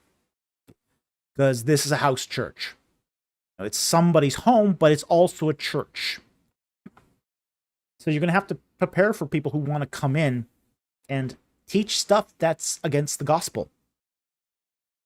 That's something that's can be very problematic in a house church. That should be. In California, we define a house church that has less than 3,000 people. Yeah. As I said, in Japan, a megachurch has 15 people.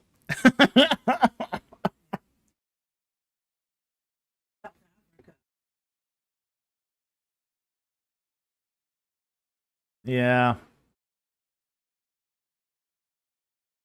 In Korea, a megachurch is like 100,000. I mean, it's just, they get some massive megachurches in Korea. Massive. Now, I have real doubts about the health of those churches, but that's a thing.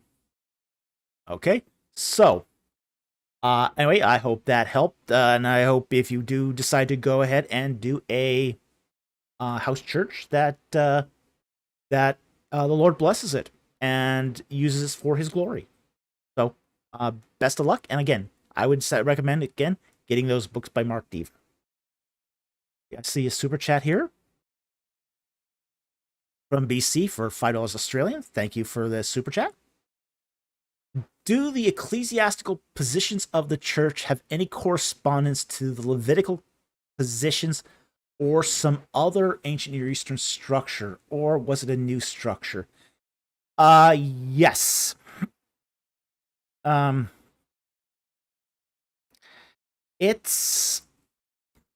It's analogous to the Levites, essentially.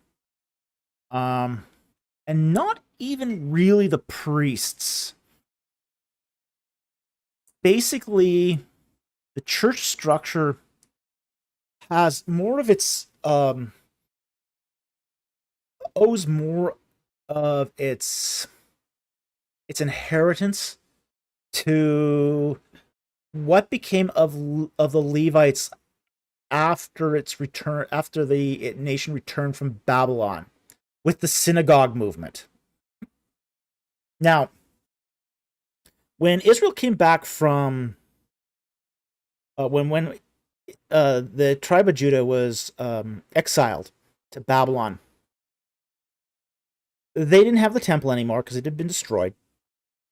But the Israelites formed little places of worship called synagogues. Basically, places of meeting. In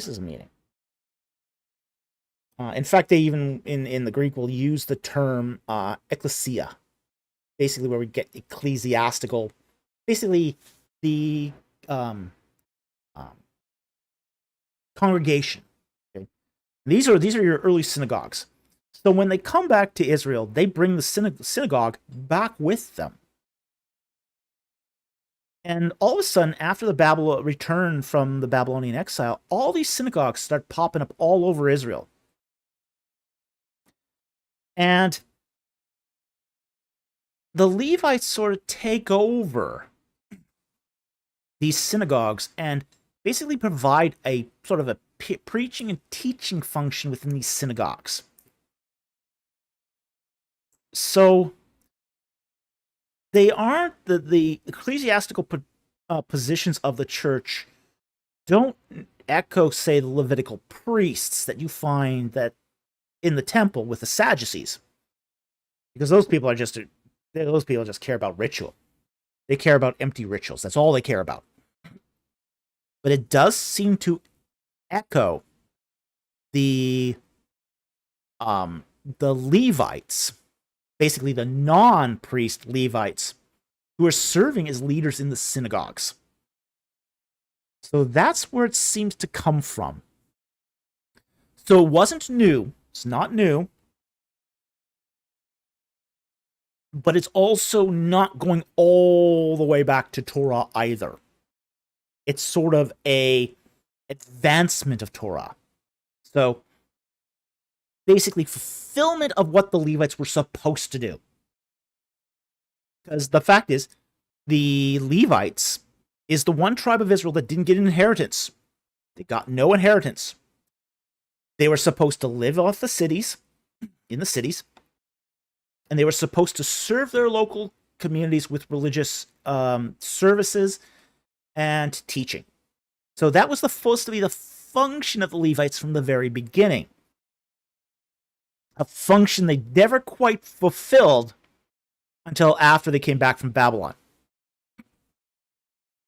So yeah, so there's that sort of interaction going on there. So, once they fulfill that position, and when Christianity comes to the fore, basically the church is taking on a structure very similar to the synagogue. Basically the church. So, anyway, I hope that answered the question.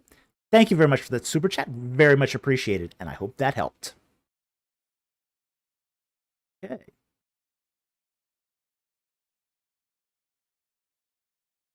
I'll take a couple more non-super chats here. One or two, and then we're going to call it a night here because we're almost at midnight. And I'm tired. It's been a long week. Long, hard week. So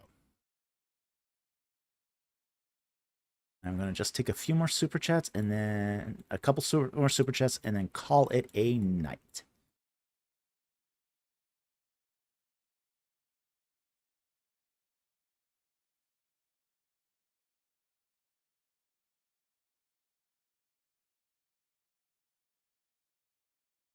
Ooh, do we even want to answer that one? We want to answer that one? Okay. We'll do it. 9:42, you said? Okay. Okay, Harry Stark asks, how did David and Kiara remain as Christians into adulthood in a culture that endorses apostasy and secularism? Ugh. The grace of God.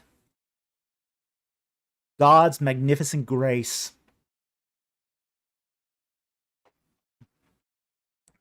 How do I say this? A lot of my friends were atheists.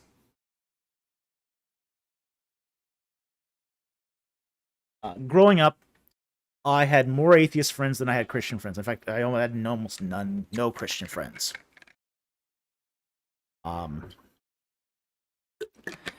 And in a lot of ways, while I loved my friends, it also provided a good negative incentive from becoming an atheist.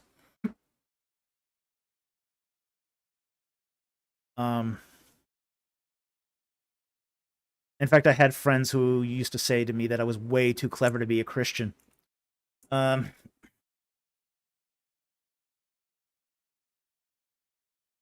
course, I would say, you know, I'm clever enough to know to avoid atheism too.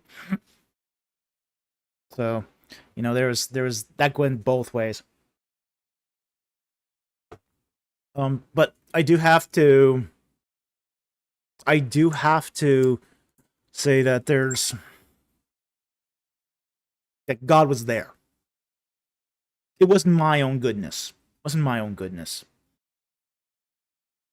It was God leading me one step at a time along the way. What Calvinists, I guess, would call the perseverance of the saints. Now, I'm not endorsing Calvinism here, but there's truth to this. You try to stay on the path of Christ, and he keeps you on the path. That's what's really meant by perseverance of the saints. And, you know, I mean, I came to Christ when I was 7. You know, but every step of the way, it was like, okay, there's new challenges, and you know, my faith was challenged. I mean, everyone's, I think, faith is challenged at some point. But with every challenge of the faith that I received, I got God showed me a resolution. A resolution. And you know, there's times that, you know, yeah, my faith was seriously challenged. Okay? But God was there. God was there. And what?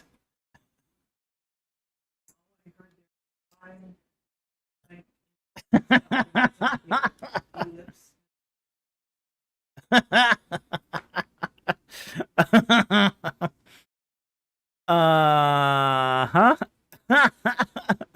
Jack Ray says, all I heard was, quote, I'm endorsing Calvinism here. That's not what I said, and you know it. Nice try. Nice try.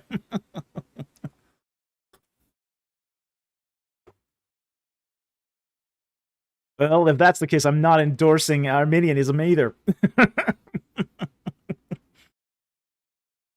Okay, but that's really how I stayed on the path. It was God. It's all God. God did it, not me. So, you know, that's. I mean, there's no secret to this. You know, there's no secret to this. You know, God kept me on the path. I mean, I don't know how Kiara would answer to this question. I mean, she had a different life path than I had. You know, so I mean, we were both raised in churches, but of a different type of church. So,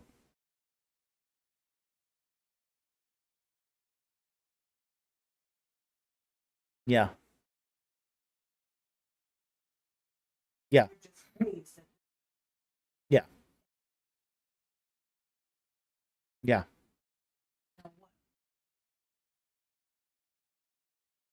Oh no, it's less than that. It's not even 8%. It's um like 1.5% or 0.5% of children now hear the gospel. It's really small. It's really small. So,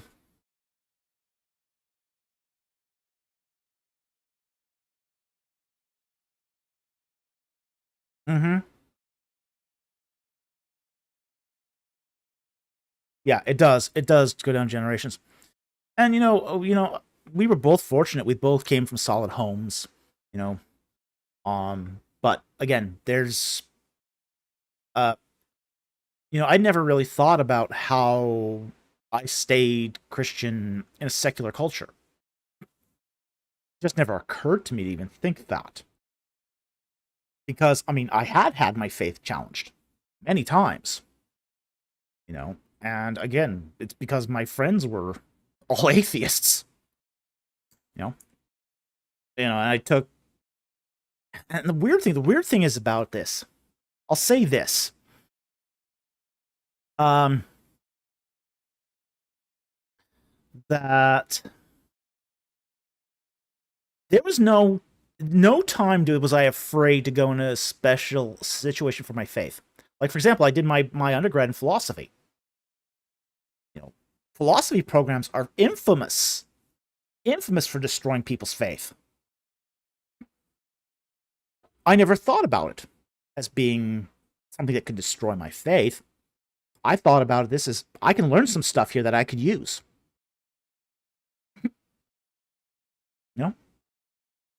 The same thing goes with, say, PhDs. They're infamous for destroying people's faith. Never thought about it. Again, these are stuff I can use. I'm learning tools. It's how I decide to use those tools is more or less, say, what I was thinking. So,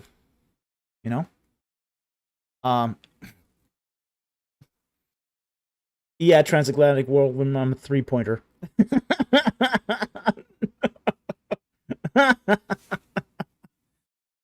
So anyway, thank you very much for the non-super chat. It's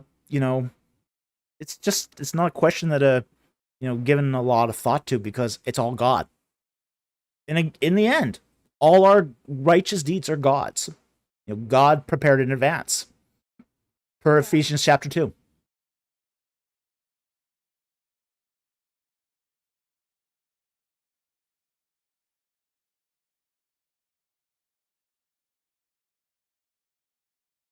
Well,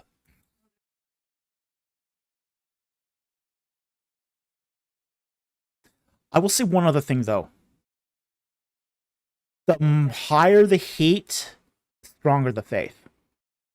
That's something that's really misunderstood. Tertullian once said, the Christian church is built on the blood of the martyrs. The blood of the martyrs is the seed of the church. That was it. The blood of the martyrs is the seed of the church. Christians do really well under persecution. They do really, really well when things are bad. Okay? Really well. They can, people challenging your faith all the time, you'll probably survive that. Christians do very poorly at the test of affluence. Affluence destroys Christians. Comfort destroys Christians. Not that we've ever been comfortable, but gee. But Christians don't do they persecute a Christian, they'll bounce back.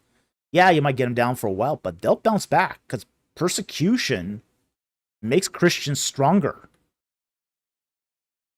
It's comfort and convenience and wealth that will destroy a Christian. When the focus is taken off of God and off of service to Christ and onto yourself, oh boy, those people will apostatize like you won't believe. They'll absolutely apostatize because, the focus is not on Christ and not on Christ alone. So, there is there is a lot to be said about, you know,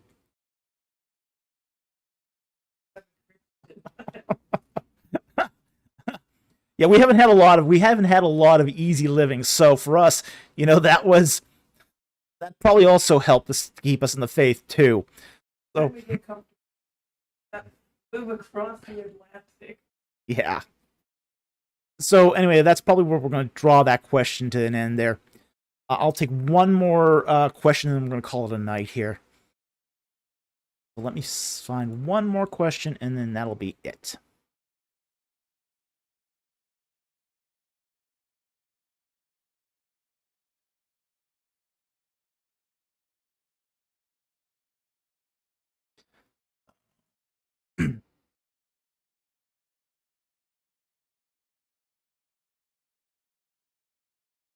Last question. Let's see what we can find here.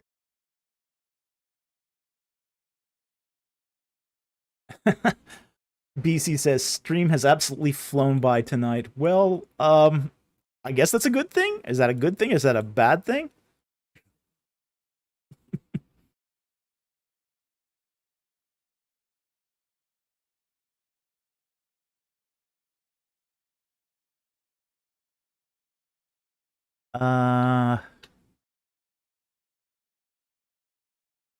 Hmm.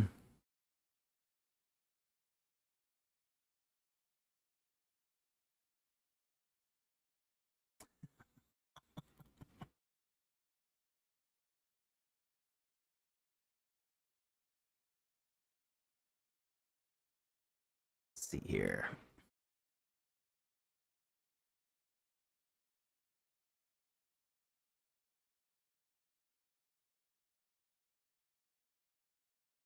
Okay.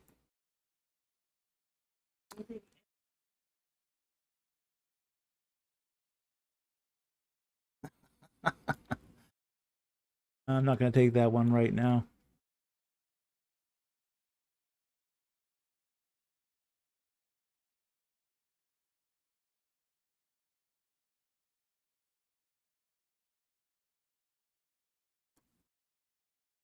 So,